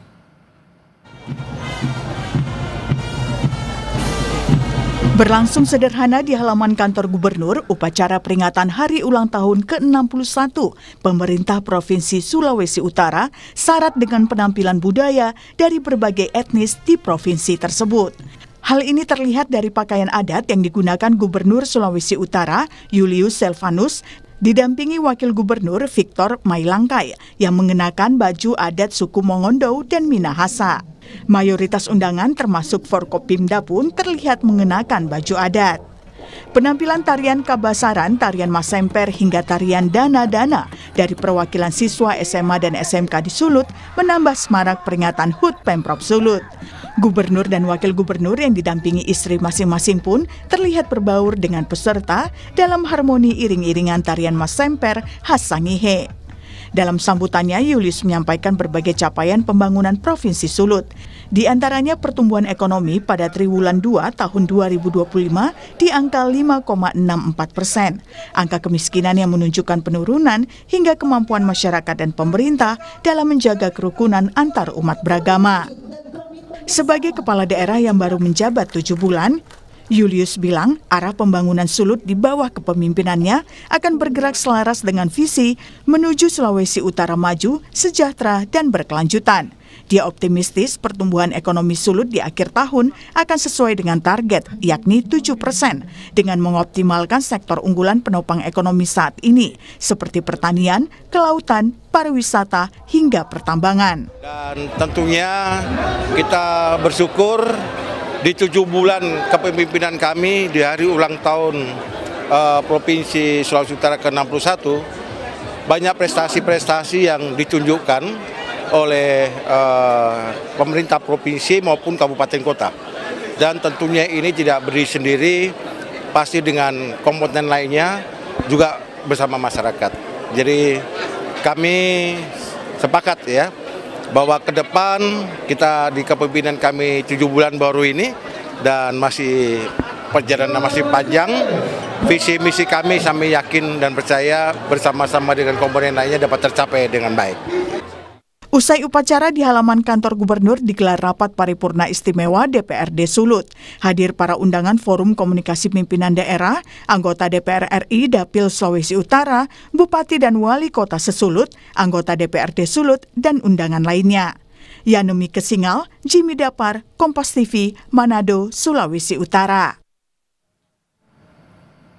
Menteri Keuangan Purbaya Yudisadewa secara terbuka memakai gagasan ekonomi ayah Presiden Prabowo Subianto, yakni Sumitronomics, untuk mengejar target pertumbuhan ekonomi Indonesia 8%. Salah satunya adalah makan bergizi gratis. Tapi terbaru, Purbaya mengancam akan tarik MBG nganggur. Apakah karena penerapan MBG belum sejalan dengan ide Sumitronomics? Kompas Bisnis akan bertanya dengan ekonom Universitas Atmajaya Yogyakarta usai jeda.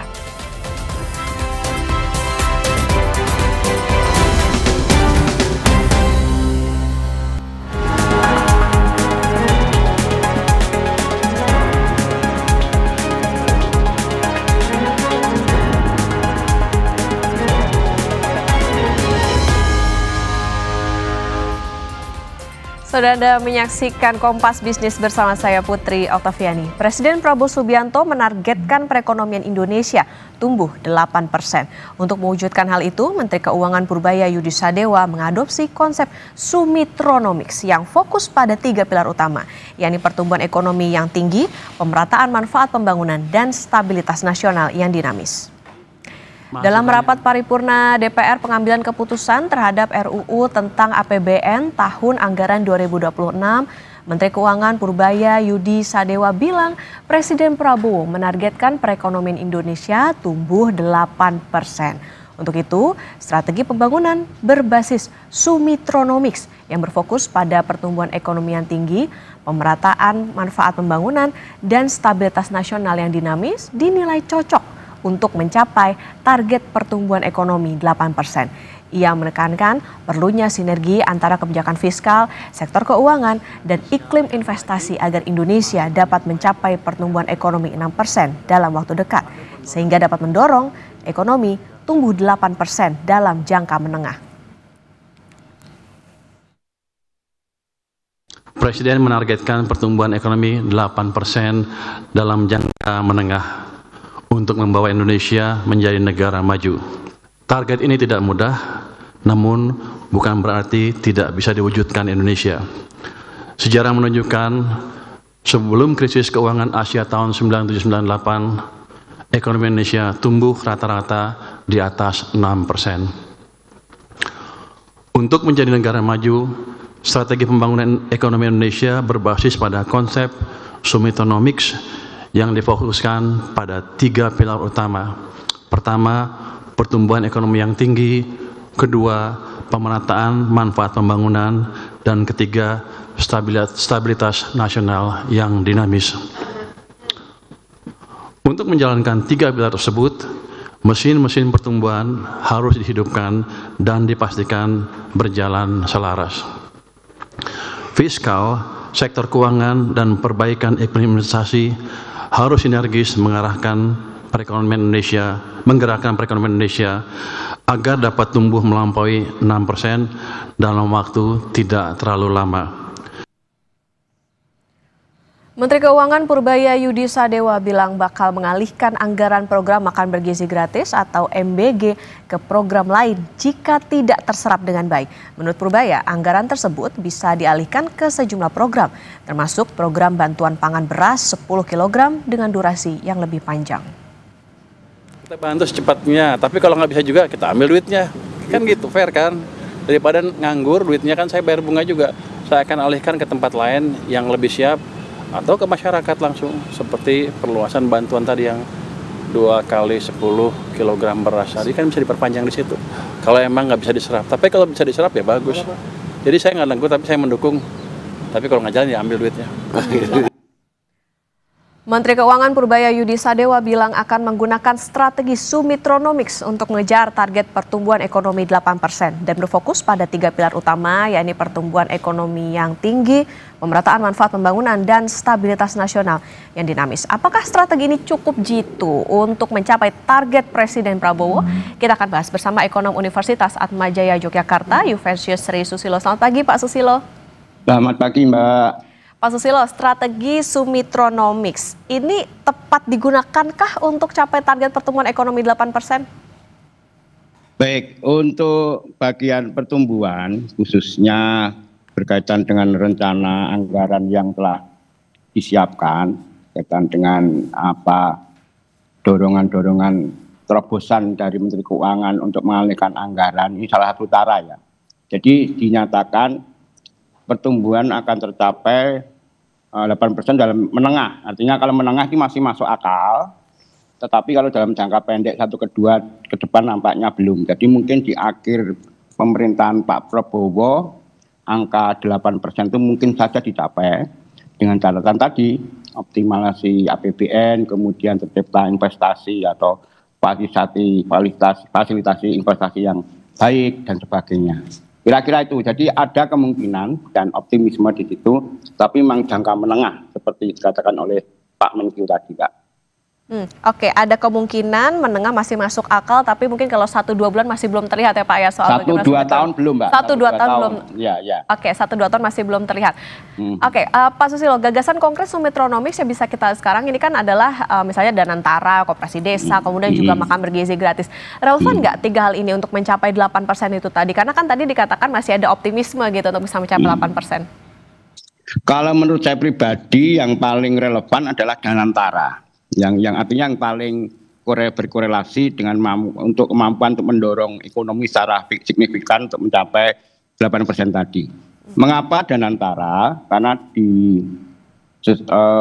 jika skenario dari Danantara, program pengendalian Danantara yaitu mengoptimalkan aset negara untuk investasi dan juga menarik investasi dari luar dengan apa yang bisa dilakukan, kemungkinan itu bisa menjadikan dorongan investasi yang cukup besar. Namun dengan catatan memang kemudian iklim investasi kita yang selama ini menjadi salah satu hambatan, meskipun yang terakhir ini Pak Menkyu itu membuat terobosan dengan mengeluarkan kemudian untuk peraturan pemerintah nomor 8 tahun 2025.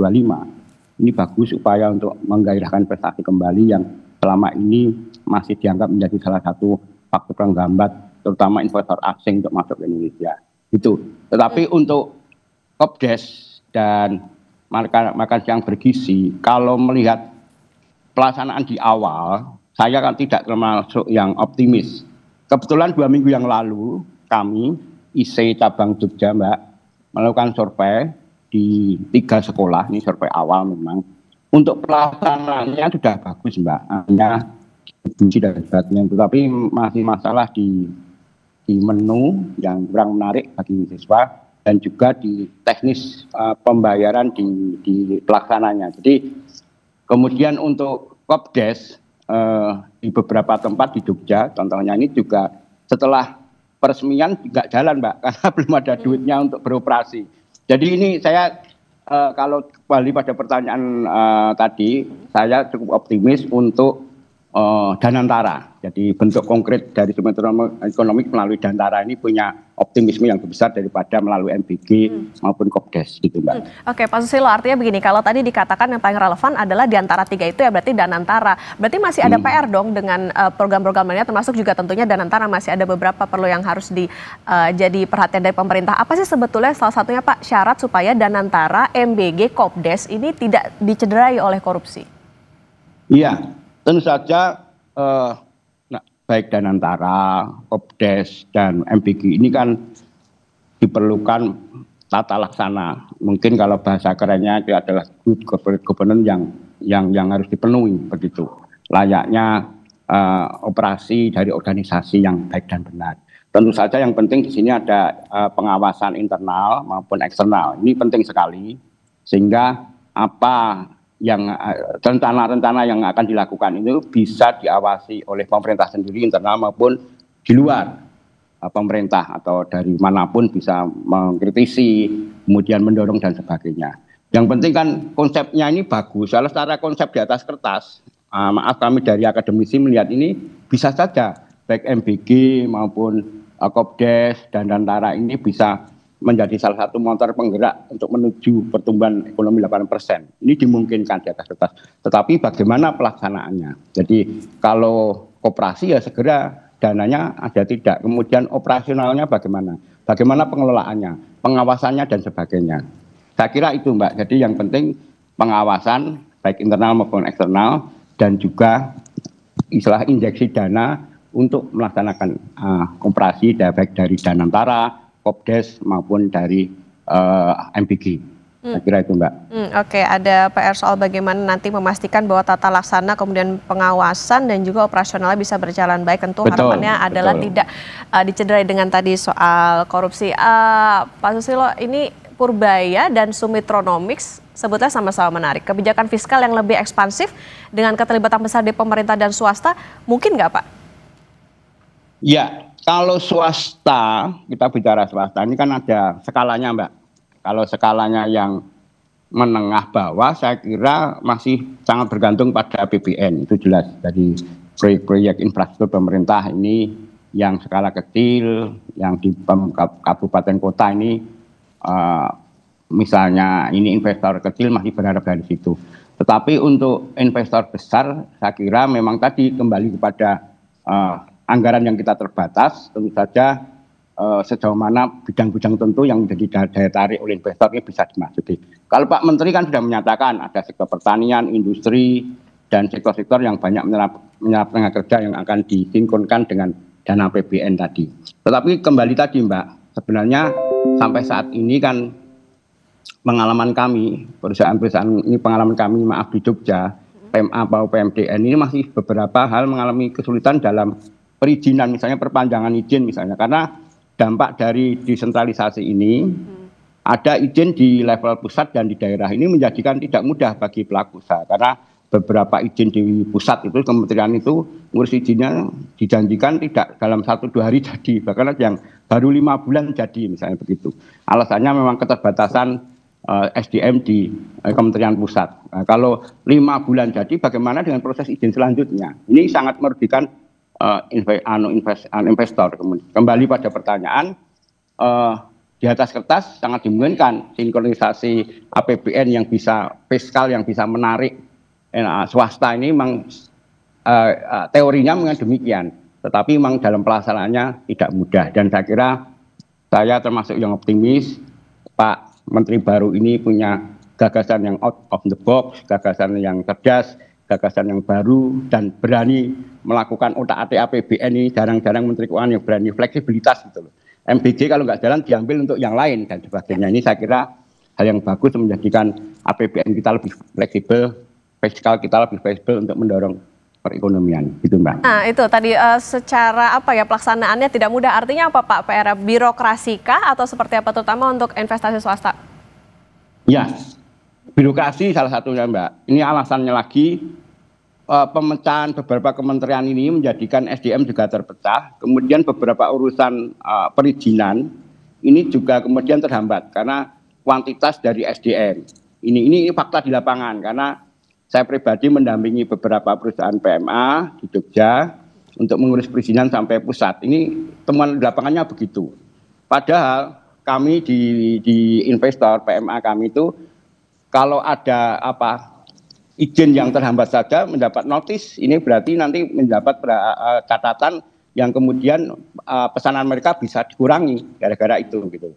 Jadi sekali lagi birokrasi, jadi istilah yang zaman dulu sejak 30 tahun yang lalu istilahnya debirokratisasi dan diregulasi nampaknya harus terus-menerus dilakukan oleh pemerintahan Prabowo ini, Mbak.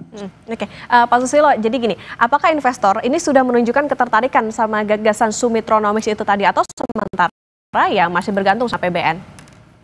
Ya, kalau sependek kami lihat di forum-forum, misalnya saya juga pengurus IC, Mbak, pertemuan IC kemarin di Manado dan Pleno juga pertemuan-teman pembicaraan rekan-rekan. Kemudian saya kebetulan juga anggota Kadin di daerah. Ini ya baru sebatas wacana dan harapan. Artinya kalau memang Danantara nanti bisa berjalan ataupun pemerintah memberikan kemudahan dalam koperasi ini, pelaku usaha di daerah ini juga tertarik untuk membantu bergerak di situ. MBG juga mereka siap untuk terlibat di situ. Artinya tertarik sudah ada, Mbak. Cuma memang operasionalnya rata-rata masih wait and see, melihat pelaksanaannya di lapangan gitu. Oke, lagi-lagi gebrakan baru doktrin Sumitronomics ini jadi senjata dari Menkyu Purbayudi Sadewa. Diharapkan ini bisa membawa Indonesia keluar dari middle income trap tentunya Pak ya. Termasuk juga tadi bagaimana yang jadi permasalahan adalah bagaimana bisa tata kelola dan juga tadi soal pengawasan operasional. Ada 3 tadi soal bagaimana MBG, Danantara, kemudian juga Kopdes ini bisa terlaksana dengan baik. Karena tadi kalau misalnya dilihat 1-2 tahun mungkin tidak terlihat, tapi secara menengah nanti masih bisa masuk akal dan juga masih ada harapan. Terima kasih Pak Yufensius Sri Susilo, Ekonom Universitas Atmajaya Yogyakarta sudah bersama di Kompas Bisnis. Sehat selalu Pak Terima Susilo. kasih, sama-sama. Saudara, untuk mendorong pertumbuhan ekonomi, BI Rate kembali turun 25 basis poin ke 4,75%. Kebijakan moneter ini juga untuk menjaga stabilitas. Usai jeda, Saudara.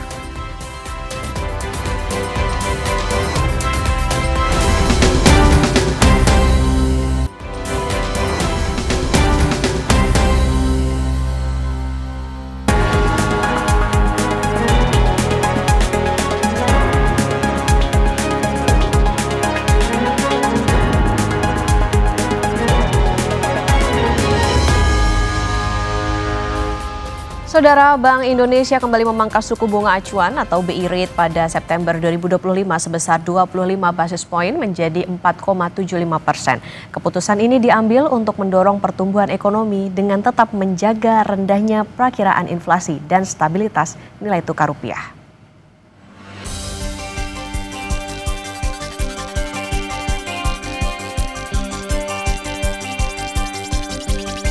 Rapat Dewan Gubernur Bank Indonesia pada 16 hingga 17 September 2025 memutuskan menurunkan suku bunga acuan BI rate sebesar 25 basis point atau BPS menjadi 4,75%.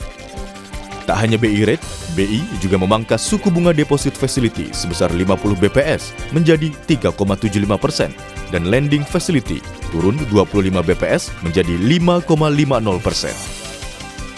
Sejak September 2024, Bank Indonesia tercatat sudah menurunkan BI rate sebanyak 6 kali. Dewan Gubernur Bank Indonesia pada 16 dan 17 September 2025 memutuskan untuk menurunkan BI rate sebesar 25 basis point menjadi 4,75%, suku bunga deposit facility turun sebesar 50 basis point menjadi 3,75% dan suku bunga lending facility turun sebesar 25 basis point menjadi 5,50%. Keputusan ini sejalan dengan upaya bersama untuk mendorong pertumbuhan ekonomi dengan menjaga tetap rendahnya perkiraan inflasi 2025 dan 2026 dalam sasaran 2,5 plus minus 1% dan stabilitas nilai tukar rupiah sesuai dengan fundamentalnya. Kedepan, Bank Indonesia akan terus mencermati prospek pertumbuhan ekonomi dan inflasi dalam memanfaatkan ruang penurunan suku bunga BI rate dengan mempertimbangkan stabilitas nilai tukar rupiah. Kebijakan ekspansi likuiditas moneter dan makroprudensial longgar terus diperkuat untuk menurunkan suku bunga, meningkatkan likuiditas, dan mendorong kredit pembayaran bagi pencapaian pertumbuhan ekonomi yang lebih tinggi. Kebijakan sistem pembayaran tetap diarahkan untuk turut mendorong pertumbuhan ekonomi melalui perluasan akseptasi pembayaran digital, penguatan struktur industri sistem pembayaran, dan penguatan daya tahan infrastruktur sistem pembayaran. Langkah-langkah bauran kebijakan Indonesia yang ditempuh sebagai berikut. Penguatan strategi operasi moneter pro-market guna makin memperkuat efektivitas transmisi penurunan suku bunga. Meningkatkan likuiditas dan mempercepat pendalaman pasar uang dan pasar valuta asing atau falas. Penguatan strategi stabilisasi nilai tukar rupiah yang sesuai dengan fundamental melalui intervensi, baik melalui transaksi spot dan domestic non-deliverable forward atau DNDF di pasar domestik maupun transaksi non-deliverable forward atau NDF di pasar luar negeri. Penguatan publikasi asesmen transparansi suku bunga dasar kredit atau SBDK dengan pendalaman pada suku bunga kredit berdasarkan sektor prioritas yang menjadi cakupan kebijakan insentif likuiditas makroprudensial atau KLM. Peningkatan akseptasi digital melalui penguatan implementasi kerjasama KRIS antar negara dan KRIS tanpa pindai.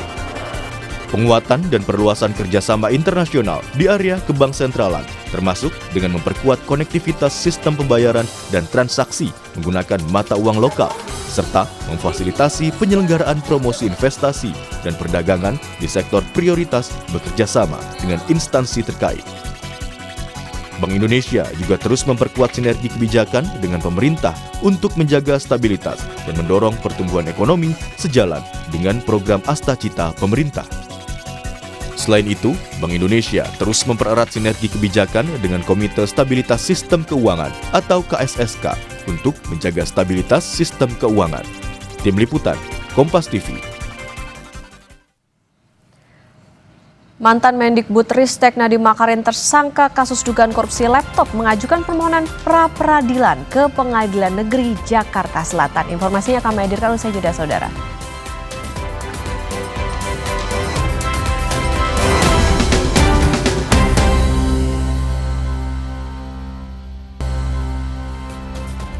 Terima kasih masih di Sapa Indonesia Pagi bersama saya Mario Sarong. Saudara, mantan Mendikbudristek Nadiem Makarim mengajukan permohonan pra-peradilan ke Pengadilan Negeri Jakarta Selatan. Nadiem menggugat keabsahan penetapan status tersangka di kasus dugaan korupsi laptop Mendikbudristek. Kuasa hukum Nadiem bilang objek gugatan mencakup dua hal pokok, yakni penetapan tersangka dan penahanan. Nadiem menilai penetapan tersangka tidak memenuhi syarat minimal dua alat bukti permulaan yang cukup. Salah satunya berupa audit kerugian negara dari BPK atau BPKP.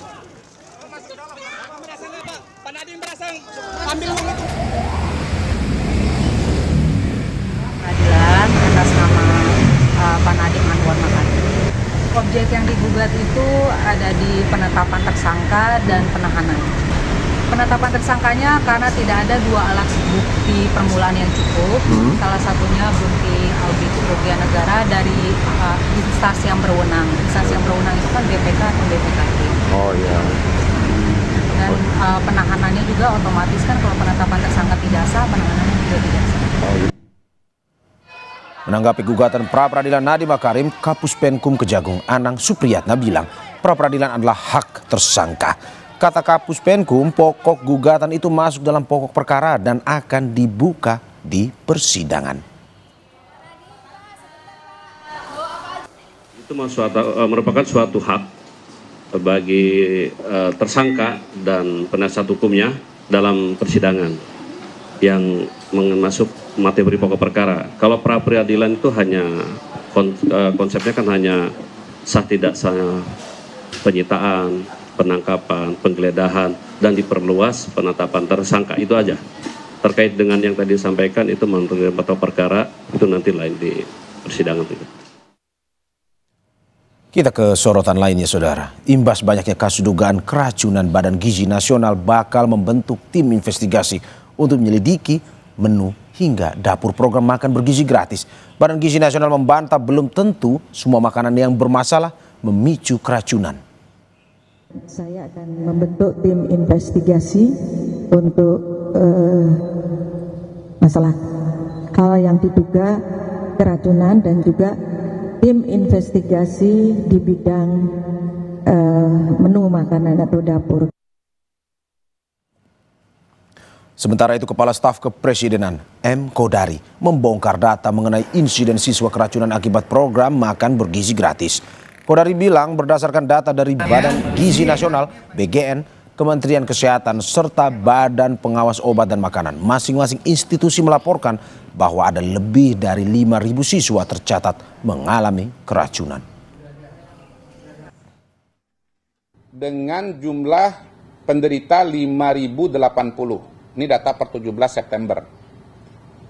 Kedua dari Kemenkes, 60 kasus dengan 5.207 penderita, data 16 September. Kemudian BPOM, 55 kasus dengan 5.320 penderita, data per 10 September 2025. Tapi lihat bahwa masalah yang sama dicatat oleh 3 lembaga, bahkan oleh BGN sendiri, ya.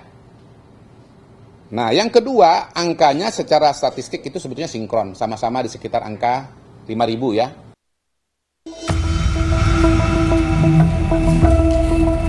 Kepala Badan Gizi Nasional Dadan Hindayana mengecek langsung kondisi ratusan pelajar korban keracunan MBG di Kecamatan Cipongkor, Kabupaten Bandung Barat. Usai meninjau ke beberapa lokasi siswa yang dirawat akibat keracunan, Dadan menyebut satu satuan pelayanan pemenuhan gizi di Cipongkor kewalahan untuk mensuplai makanan ke beberapa sekolah dalam jumlah besar. MBG baru ya, dan memang butuh kebiasaan sampai mampu melakukan kegiatan dalam jumlah besar. Jadi saya akan sudah menginstruksikan untuk memulai kegiatan dari jumlah kecil ya. Akibat peristiwa ini, Bupati Bandung Barat, Rici Ismail, menetapkan kejadian luar biasa. Rici Ismail atau yang akrab disapa JJ bilang penetapan KLB agar penanganan lebih cepat dan menyeluruh.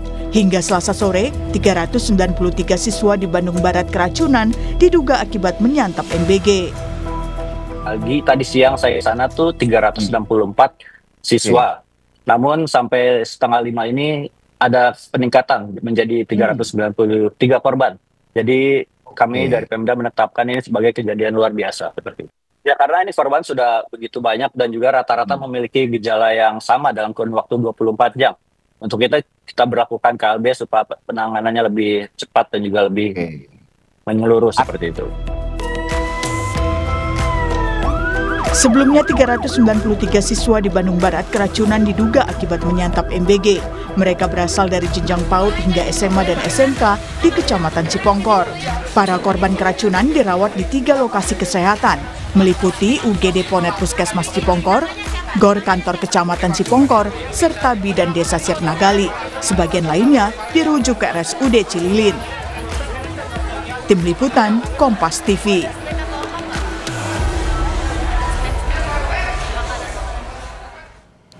Informasi lainnya, saudara, mediasi antara Ridwan Kamil dengan Lisa Mariana batal. Pihak Ridwan Kamil menolak mediasi. Proses hukum kasus dugaan pencemaran nama baik terus berlanjut. Proses mediasi mantan Gubernur Jawa Barat Ridwan Kamil dengan Lisa Mariana berakhir buntu. Mediasi batal dilakukan karena pihak Ridwan Kamil menolak. Dan proses hukum kasus dugaan pencemaran nama baik tetap berlanjut menunggu jadwal gelar perkara.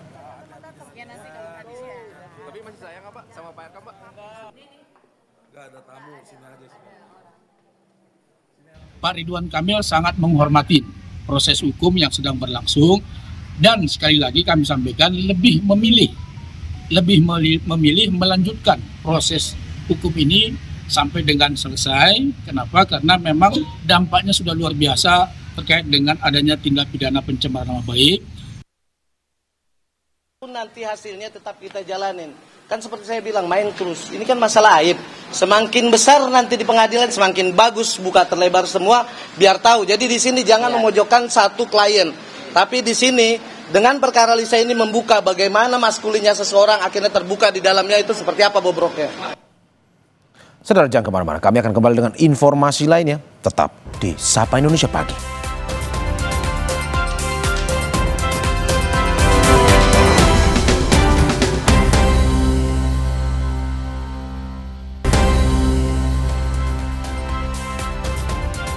Akhirnya kita berada di paruh akhir Sapa Indonesia Pagi. Saudara, Presiden Prabowo Subianto berpidato di sidang Majelis Umum ke-80 PBB di New York, Amerika Serikat.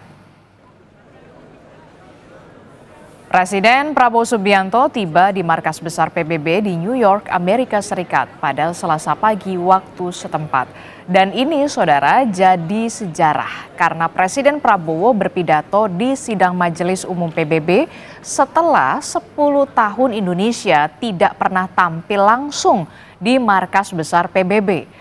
Prabowo mendapatkan urutan ketiga untuk berpidato setelah Presiden Brasil Lula da Silva dan Presiden Amerika Serikat Donald Trump.